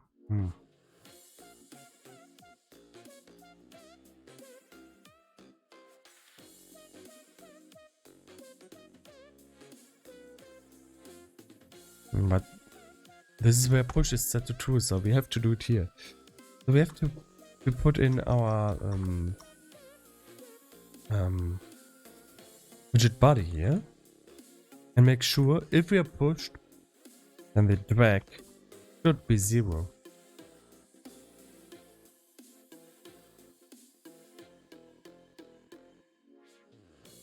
Okay, let's go on.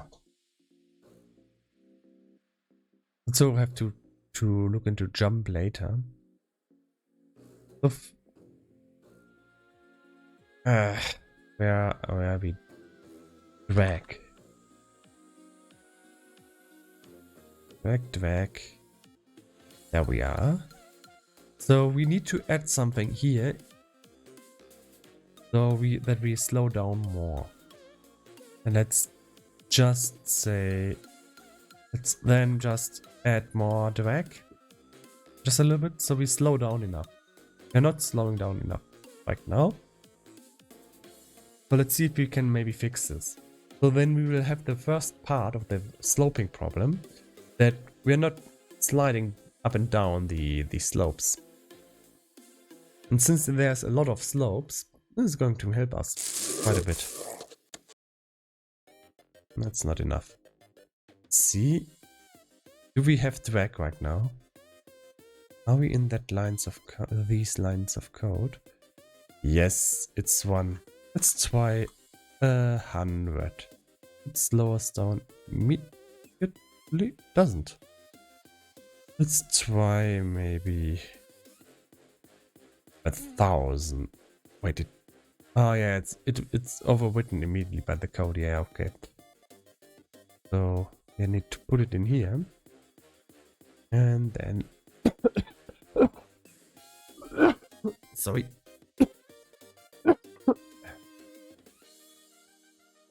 Sorry.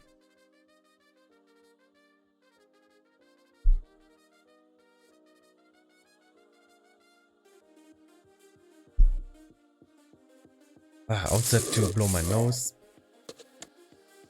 Yeah, that's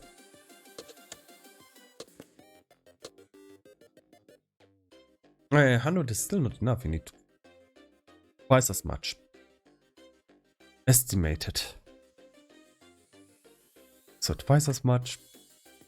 And then we think this has to be 1,000.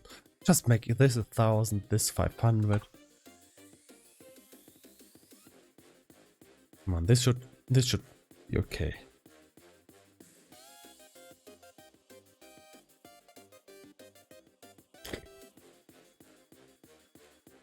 If we are not moving on a slope and we are not pushed by anything, just stop.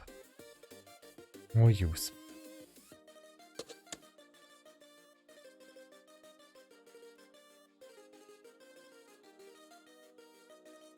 Moving down with the 1,000 is okay. 1,000 is actually not enough. So it needs to be 3,000, or we won't stop. Because it's the force of gravity is just too strong.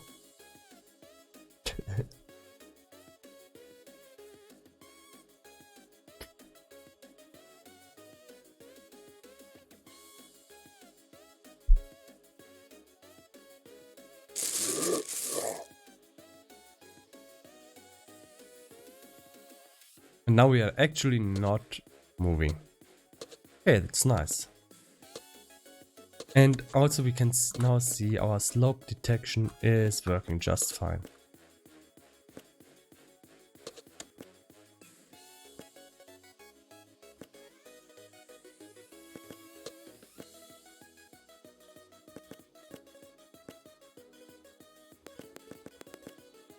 But now we can jump up. Problem. Can't have that.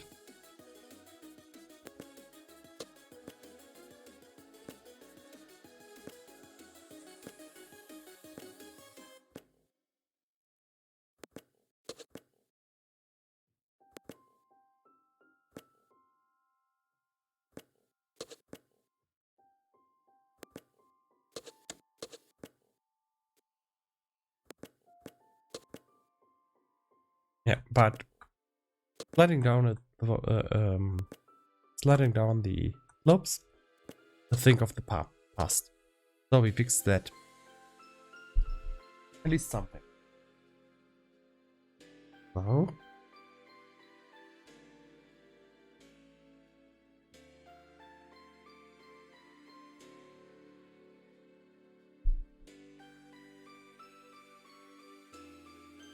let's go on.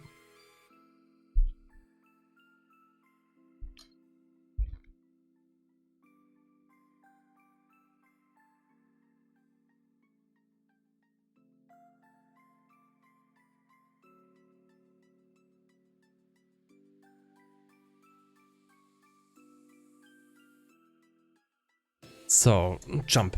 We need to fix the jump. I think we can. Let's make it so today if we really fix the whole slope problem. I think we can do it. I have a good feeling about this because once we have the slope condition, seems like we have nearly everything done except for the jumping up and down problem. Maybe we are there. Maybe. So if we jump, if the player should jump, it just say don't have drag. Set this to 0. Man.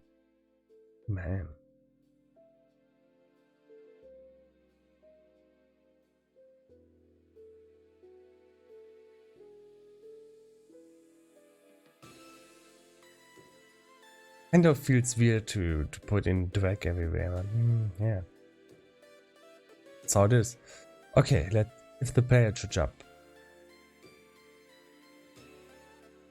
If we jump, I'm gonna jump. Or jump. If jump is pressed. This is the jump input. Just select up, put the drag to 0. Problem fixed? I don't know yet. There's more conditions here. If rounded, just jumped.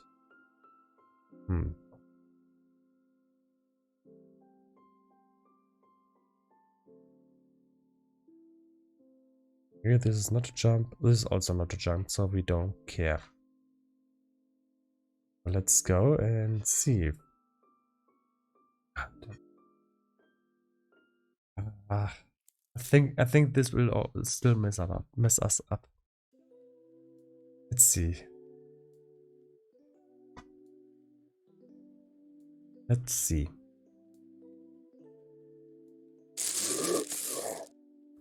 Oh no, it works. Really.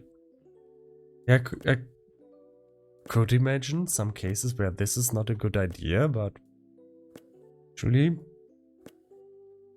that's normal. I'm about the same height, which is a little bit hard to guess with this background.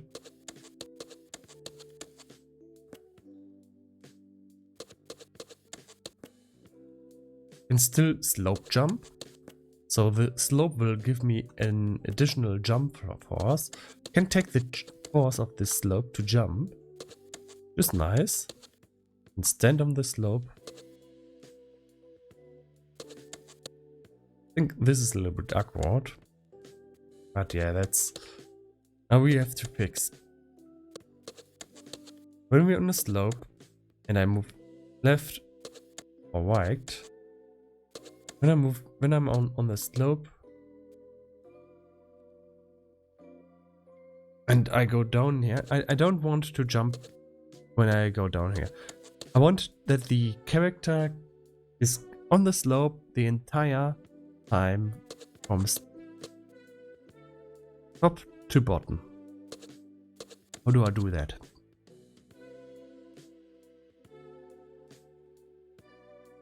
And this is really hard. If I just use gravity, I will have one problem. I can use gravity if I'm going down, but I don't want to use gravity if I'm going into this direction. If I'm going down, using gravity is quite okay. But it will... Oh no, that's... There's one upside of using gravity.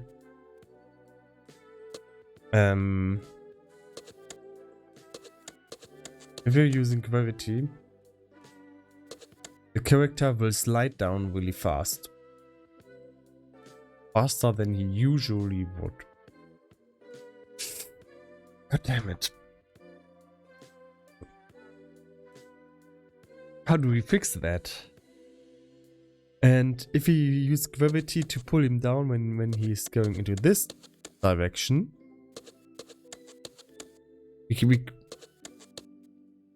what if we jump here? Want to take this? Yeah, but that's okay. I think that's something that we can actually do. So, if we're going up a slope, we only want to have a lot of gravity once we stop being on the slope. We have to detect. We don't just have to detect state. We have to detect the change of state. If we change, and we can do that. So we need to expand our state machine so it can tell us if we are going from not a slope to a slope, or from a slope to not a slope. And now there's the hard part that looks kind of easy until you realize that, hey, are we really on a slope ever? Look, I got in there. Are we ever on the slope? Not really. I'm not on a slope. I just completely lose. I completely lose the ground. I think this is not going to be detected. Not with our current detection. Our current detection. Let's look at the health bar. Never said 3000. It's not detecting. It's not detecting. We are on a slope ever. And might detect it with a higher FPS at a certain point, but it's pretty much just going for luck. It's not a good function. Do that. So, damn. Now we are at a real problem. How do we fix that?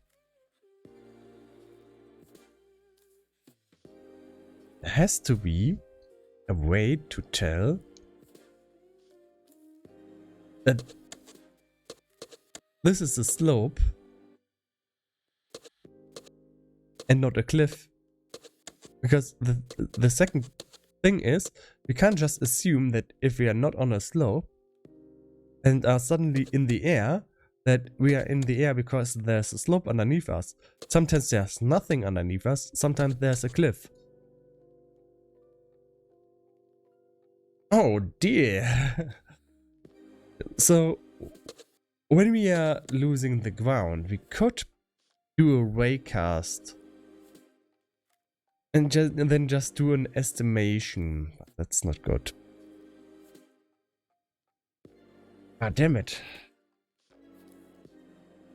And it needs to be generic. We can't mark specific parts of the map as slopes. That would be a burden. It would be a pain in the ass. Speaking of which. God damn it.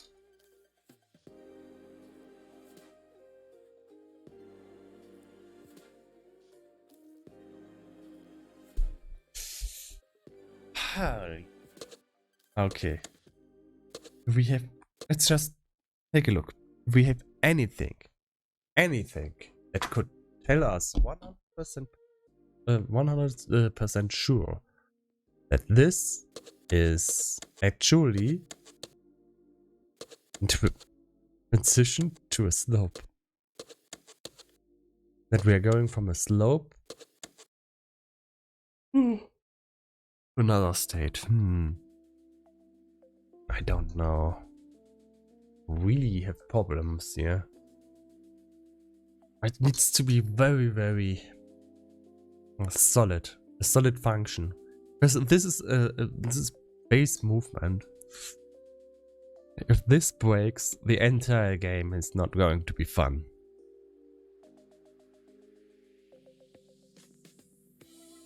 So how do we fix that?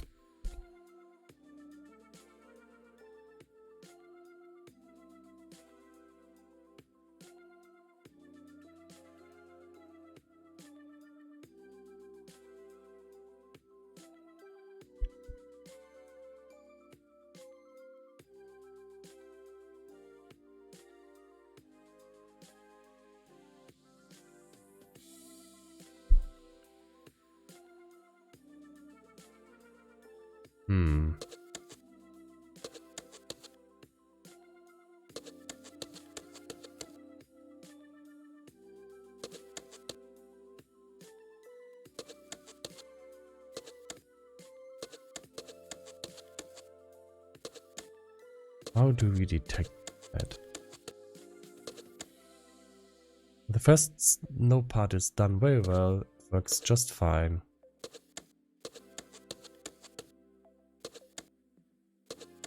So we have a nice slope machine for the part where we stand on the slope. But I think, unfortunately, this slope machine is useless for our second application. Or is it?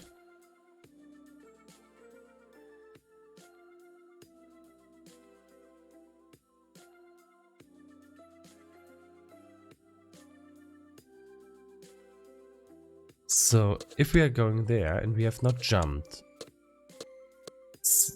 let's the character like here. Like here. Okay. Now, let's assume we are here. Oh, actually our slope detection tells us we are on a slope right now. But we can't rely on that. Because maybe next frame we wouldn't be here.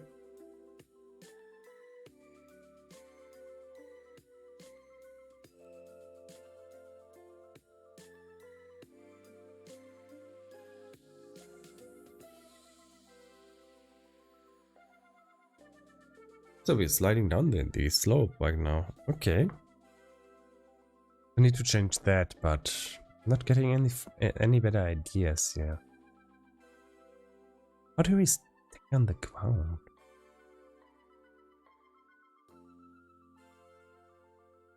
Just put in ridiculously high number. 1000 should hands off enough.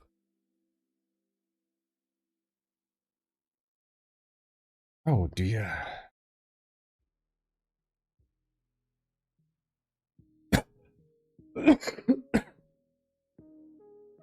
You cannot. So what we tried last time was we just added a lot of gravity and it didn't work at all. Damn it. So many problems. We couldn't go up a slope anymore. We did slide down a slope. Hmm.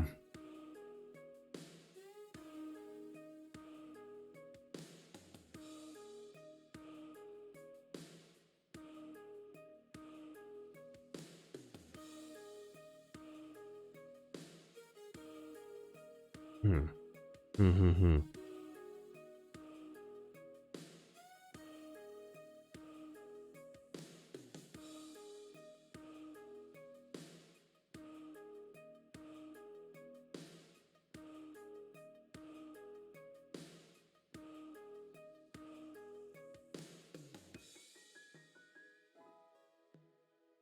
Let's focus.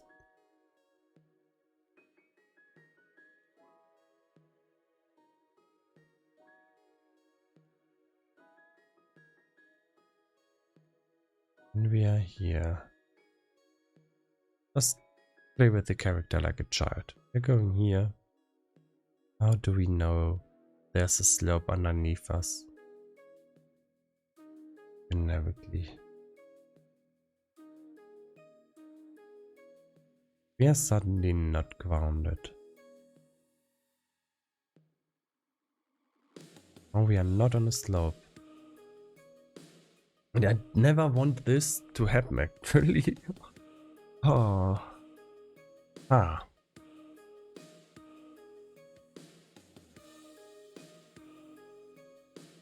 So, I think the best generic way to do this is to have detectors in front of the character tell us, hey, in front of you is a slope. Because the detectors on the character are not working well enough right now. That's going to fix the problem a lot. It's still not frame safe. Not if you skip a frame, the detection is going to break. 1 frame per second going to break this. And generally, this is important movement.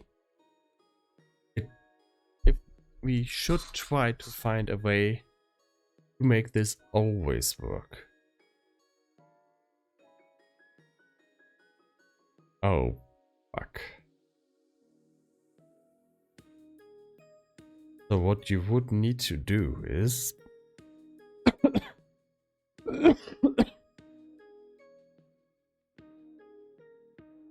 have this detector scale its distance with the frame weight. Oof. What if the frame rate goes from 1 per second to 1 per 30 seconds in the next frame? Then it's going to fail. And so that could mean a lot of work. Or wouldn't even work. God damn it. God damn it.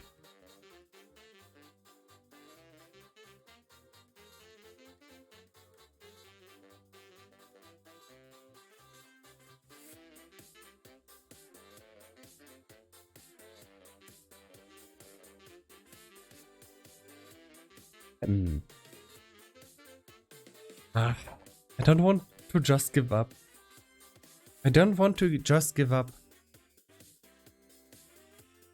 God damn it. How do we make the character stick to a slope?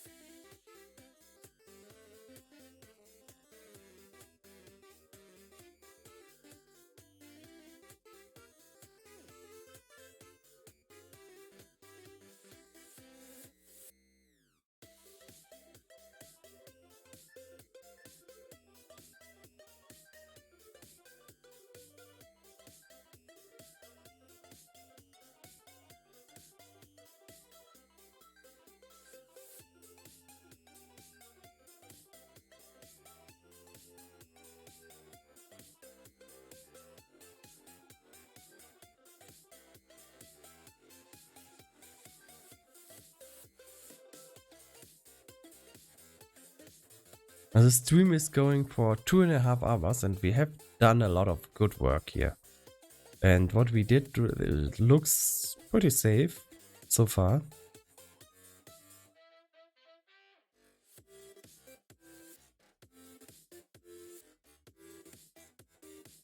Since I'm running out of ideas,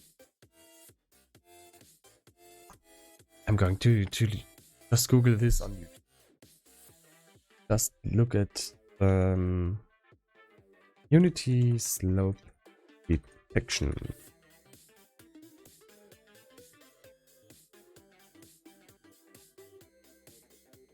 Handle slopes.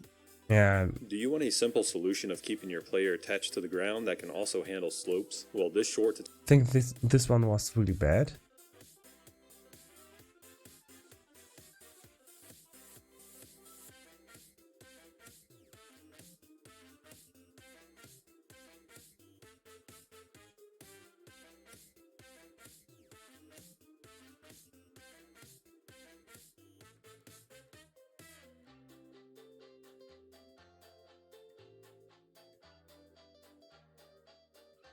tutorial will show you just that. We will be using a raycast to check below our character, then offset our character back to the ground, which just makes it so like forward there's foot. This game object will need one more input to the need to move left and right via transform.translate. This can also work with rigid body movement. We need to add an empty game object which will act as our player's foot position. I'll drop my player into this empty game object and make sure the visual's bottom lines up with this object. We need one more empty game object which I'll leave towards the center of... So this guy, he's pretty much...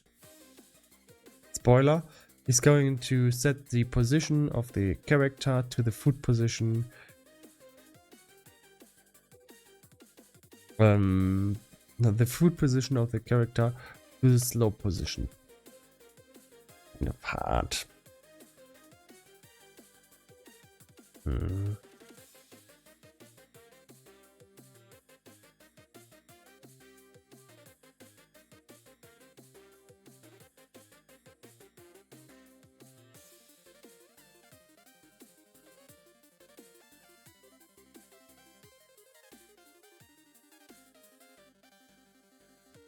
There's so many things that go into this that I haven't talked about. Now let's assume we write a function that just goes, makes a raycast straight up down, and if we are not far away from the ground, we'll just put the character down there. We'll just put the character down there. Just in a good position, like the player goes to this position and it just immediately puts the character back to this position. Good. Bad. We're jumping from this position. We're going up, we're going down. We detect there's ground underneath us, and in the last frame we're immediately going to be pulled to the ground suddenly. It's essentially going to break everything. We're jumping up. The first second it detects we are not far from the ground. We are put down right at the start. Yeah. Now we can write a lot of exceptions. And the biggest problem is the forego the Unity rigid body detection system.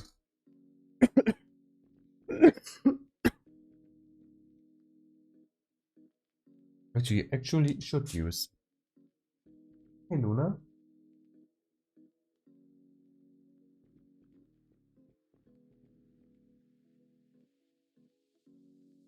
Stop.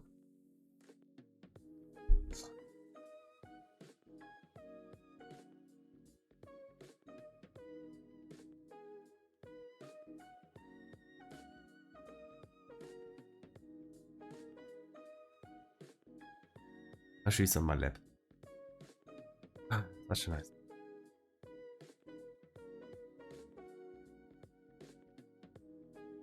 Actually,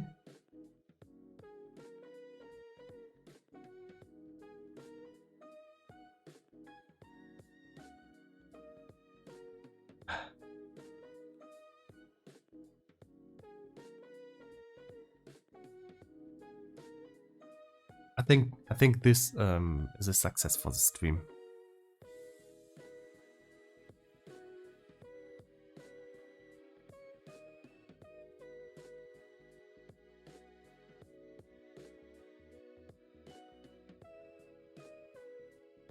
And off you go.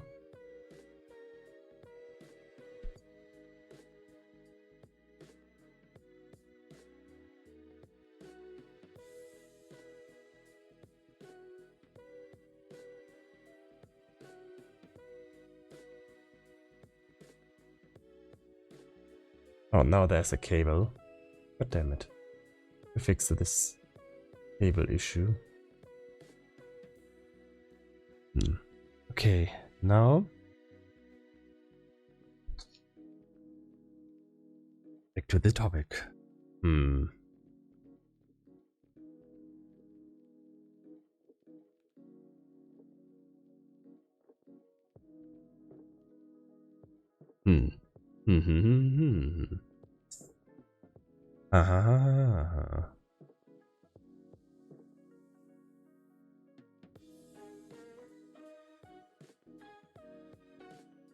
Now watch another tutorial. This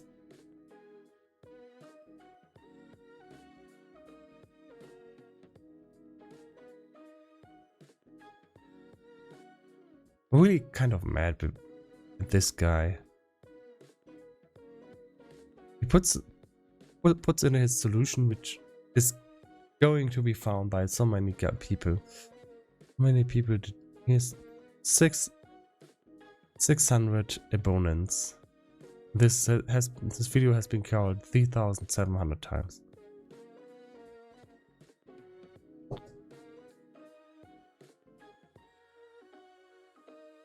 How to deal with slopes in Unity using built-in physics. What is That's up, guys? good. Welcome to Barton. My name is Heinrich, and today we're going to take a look at how we can handle slope using Unity's built-in physics and rigid body 2D components.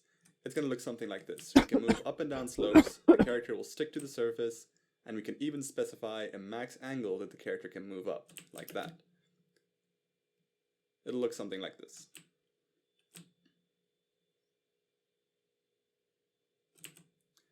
Okay, so let's just get into it. Okay, so we'll start off with this scene.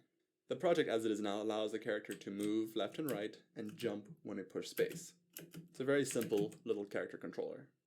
In the scene, we have a super basic player that has a super basic player controller script connected to it. If we open up this controller script, we can see what is happening. All the script is doing right now is moving the player left and right based on our horizontal input, flipping the player based on movement direction, and checking ground and making it so the character can jump. I will include the project as it is right now in the description if you want to work along, but if you already have a movement script, you should be able to apply the slope code to your own script. Okay, so let's first talk about how we're actually going to handle the slopes. We're going to cast a ray from the bottom of the player's capsule collider. This collider will detect ground, and it'll also detect the normal of that ground. So with this information, we can tell if the ground is at an angle or not. We are then going to adjust the character's velocity along the ground, or not at ground. We're going to cast a ray from the bottom of the player's capsule collider. This collider will detect ground, and it'll also detect the normal of that ground. So with so we with the normal of the ground? That would be great. Okay. How do we do that? I didn't know that function just exists.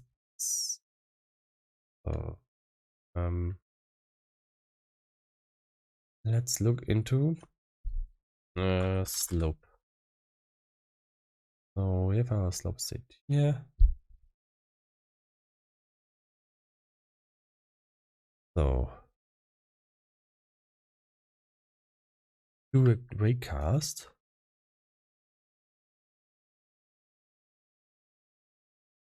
Let's go physics 2d.raycast.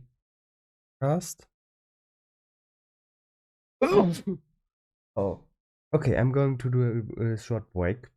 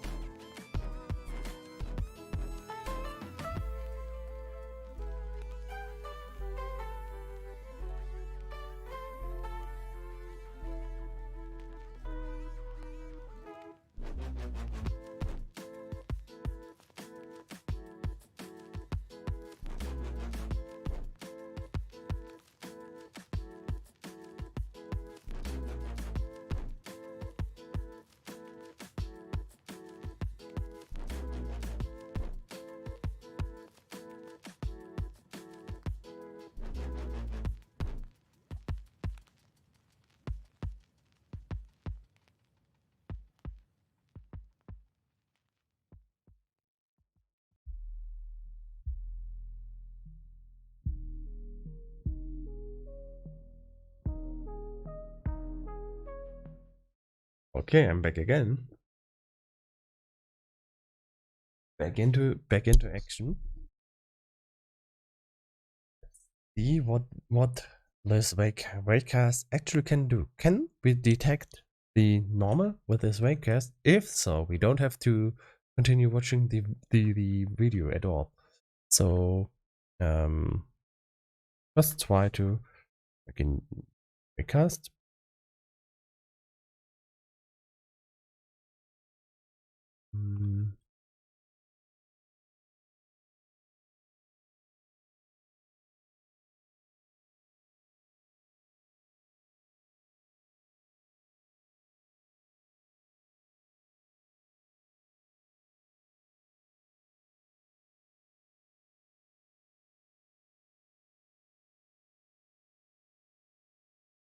Looks like my cats are still hungry. Something that happens all the time. And maybe I have to increase the portions of the auto feeder. I don't want to overfeed them. And once you feed them too much, you're going to get addicted to eating too much, and then you will have wheel terror. So I'm a bit hesitant about increasing their daily doses. They seem to do really fine right now. So not gaining weight, not losing weight. It looks like about right. Maybe I'm just feeding them too much by hand and can't judge anymore. It's also that the cats are a little bit too bored to kind of give them some new kind of tool to work with, so they don't sit in the apartment all day and don't know what to do. Okay, let's go. So, Waycast. What do we have to define here? Candidates, yeah, just put in some. Can you just put in some candidates?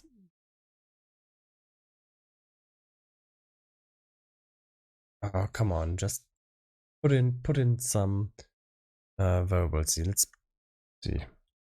Physics .raycast. It's pretty much going to find Unity here. Physics 2D raycast. Okay.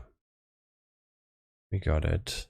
So can we just copy some code, please? Okay. This is good. So this should be sufficient. Raycast 2D hit. It would be at ground check 3 position and what the this. Okay, why would you do minus vector 2 up when you just go vector 2 down? Isn't that better code? I think it is. Yep, it is. So, can we hit got normal? Normal. Oh, we can just check it. Yeah, nice.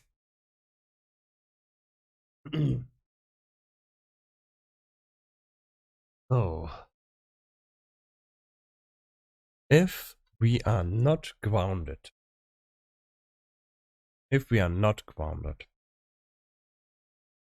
yeah, we have a new case here.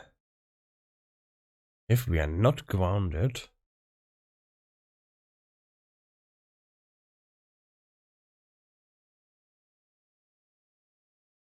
let's say we are in this frame, we are not grounded, but we don't know if we should be in the air or should be on the slope. How do we detect that? First, we can detect if there is actually a slope. And that can just make a downward raycast. See normal. So we are not in the ground right now. We are not on the slope. Let's first, if not this, then this. So we are going to make this check, and if this, oh, then we return. Then return. When we do some stuff, return. If not, do this, return. Okay, now we check. Check first for the normal. If hit dot normal. Now we have to end this vector 2. We have to read the angle and judge if this is a slope. And how is it angled? It's pretty much somewhere between 45 or it's around 45 degrees, definitely. It can be 45 degrees or I don't know what the other is, minus 45, or is it going to be 315, I think.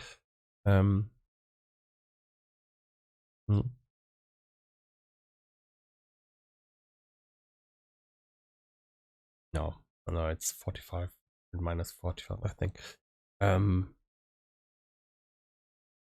So how do we detect that? Equal to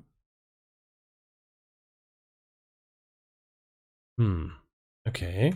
Can we just angle? Oh. So how do you detect an angle? Normal.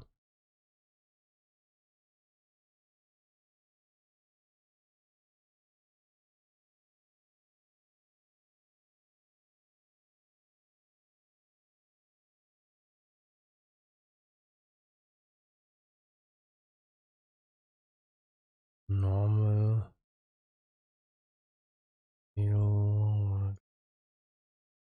What's the scale?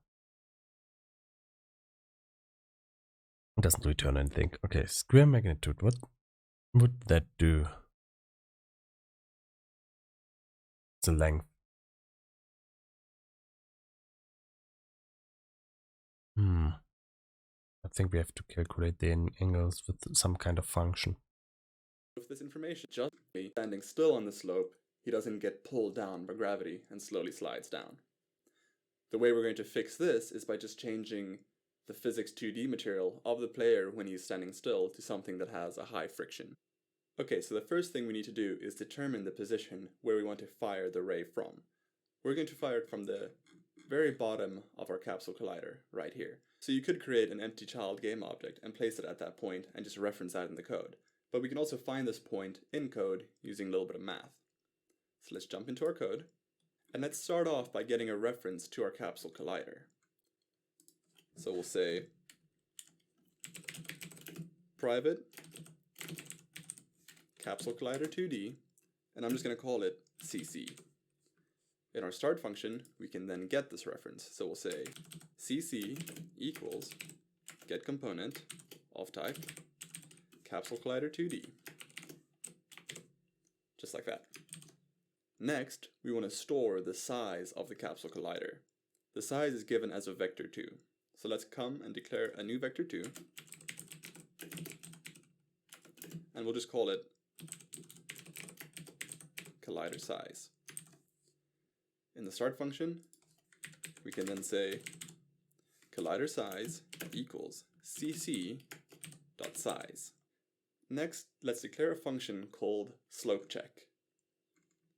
So above our check input, we'll say private void slope check. Like yeah, this is where it gets interesting. In our fixed update after check. Yeah, I just want to see what he wants into the slope check. This check position. Okay, yeah. Okay, what's the position? Doesn't have private void slope check vertical, which also takes in this.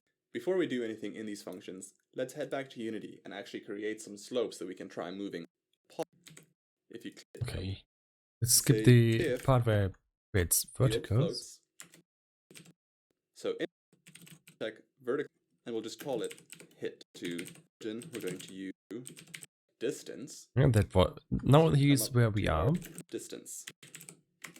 And then finally we can pass in the what is ground layer mask that has already been declared beforehand. Next we can say if this raycast actually hits something. So if hit, then we want to debug.draw.point, and this is the point where our raycast is normal.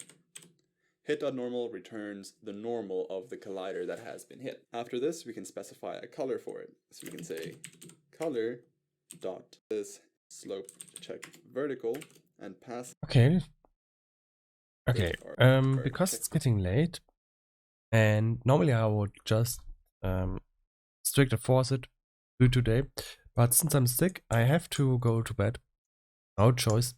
I have to careful with my health. And I'm going to actually implement that code that he just wrote here with the raycast hit, where he just draws a line, and after that we will call it a day. So let's go and try it.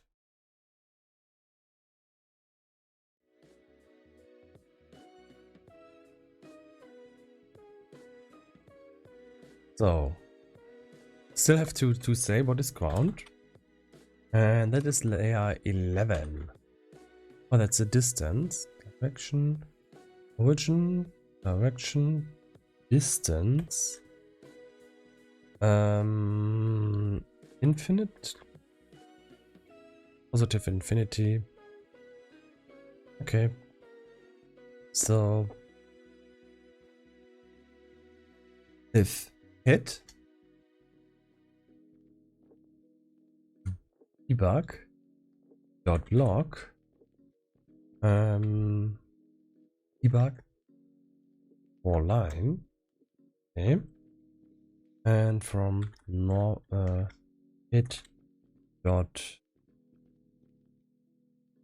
point to hit dot normal. What does this? Does this work?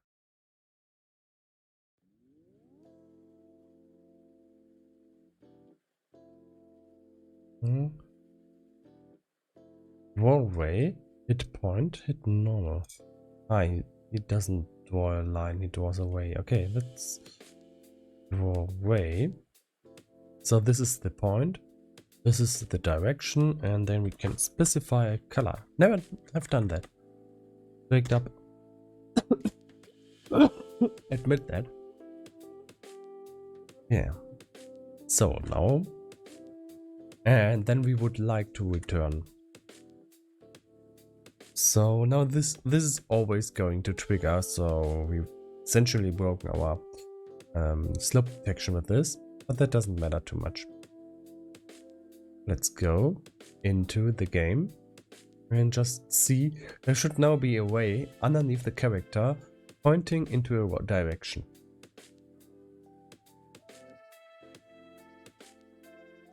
And I don't see that.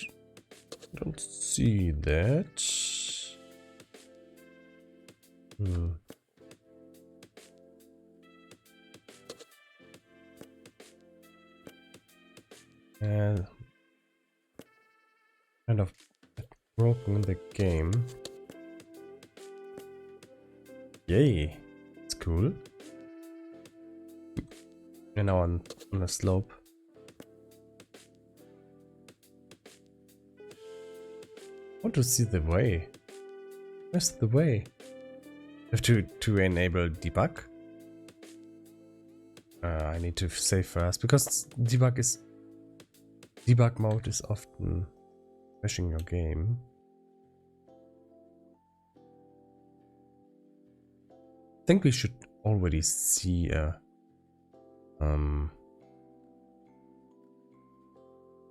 way. I think we are doing something not right. Let's just try the debug mode for a second.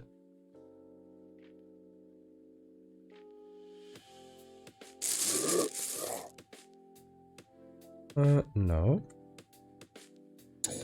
No, I'd expect us to see something. There should be a way going downwards to this position and hitting that slope. And there a line should be drawn. There isn't. That's unfortunate.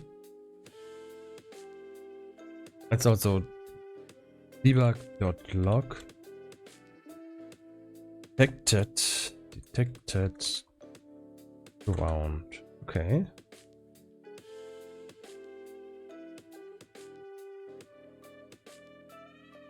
Also don't need to debug log here anymore.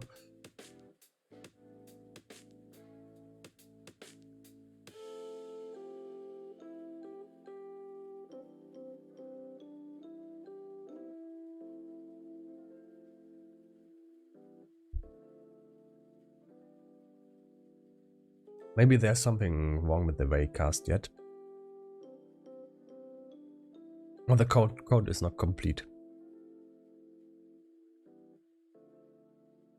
I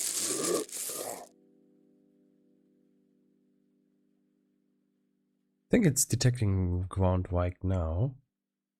It's detecting ground right now. We just don't see the way for some reason.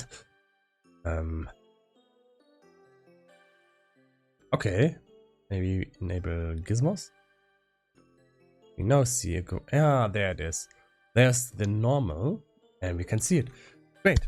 So that concludes the stream for today. Thank you for tuning in.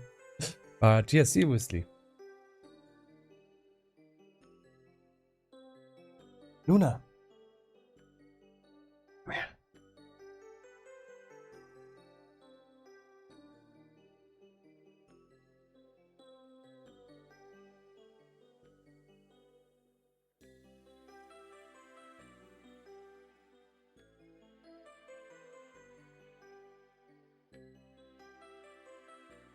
taking Luna into the stream one more time.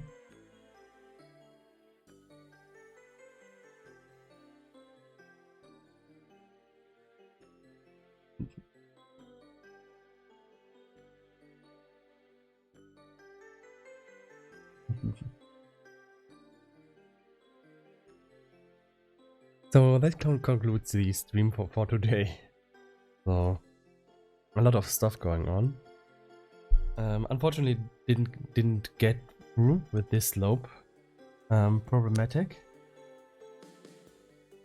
But I think that this next time we can maybe fix the issue for good, because now we actually can detect the range of the ground underneath us. We can detect the angle, and that is a big leap ahead. We already fixed the issue with standing on the slopes, and yeah, with that I'm very positive that this is the last time we will see this problem. Aside from that, yeah, things are getting better. I hope that my holidays will go on and be more relaxed, like this evening. Still going to need to cure my sickness, so unfortunately I think it's going to take 2 days more, and then I should be over it. I think today is maybe the second worst day. Yesterday was really bad, but I think on Monday was the hardest day, because also the emotional damage that you get when having such a bad, terrible family meeting is quite heavy. Yeah, but I can deal with that. At least I don't have anything to do or unsolved problems, and do all my stuff. We do every day I did my workout, every day I did something good for my apartment or my cats.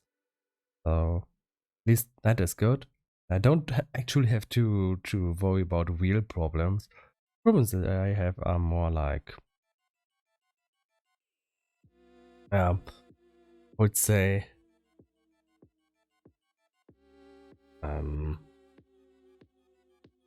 they're not real problems.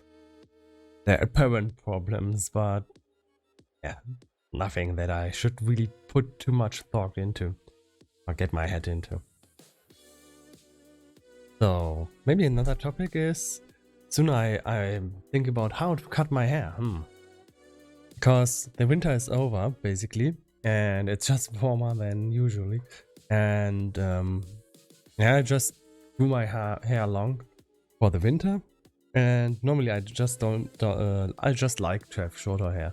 So this will be the next big topic for me that I can look into, aside from maybe feeding my cats when they're hungry.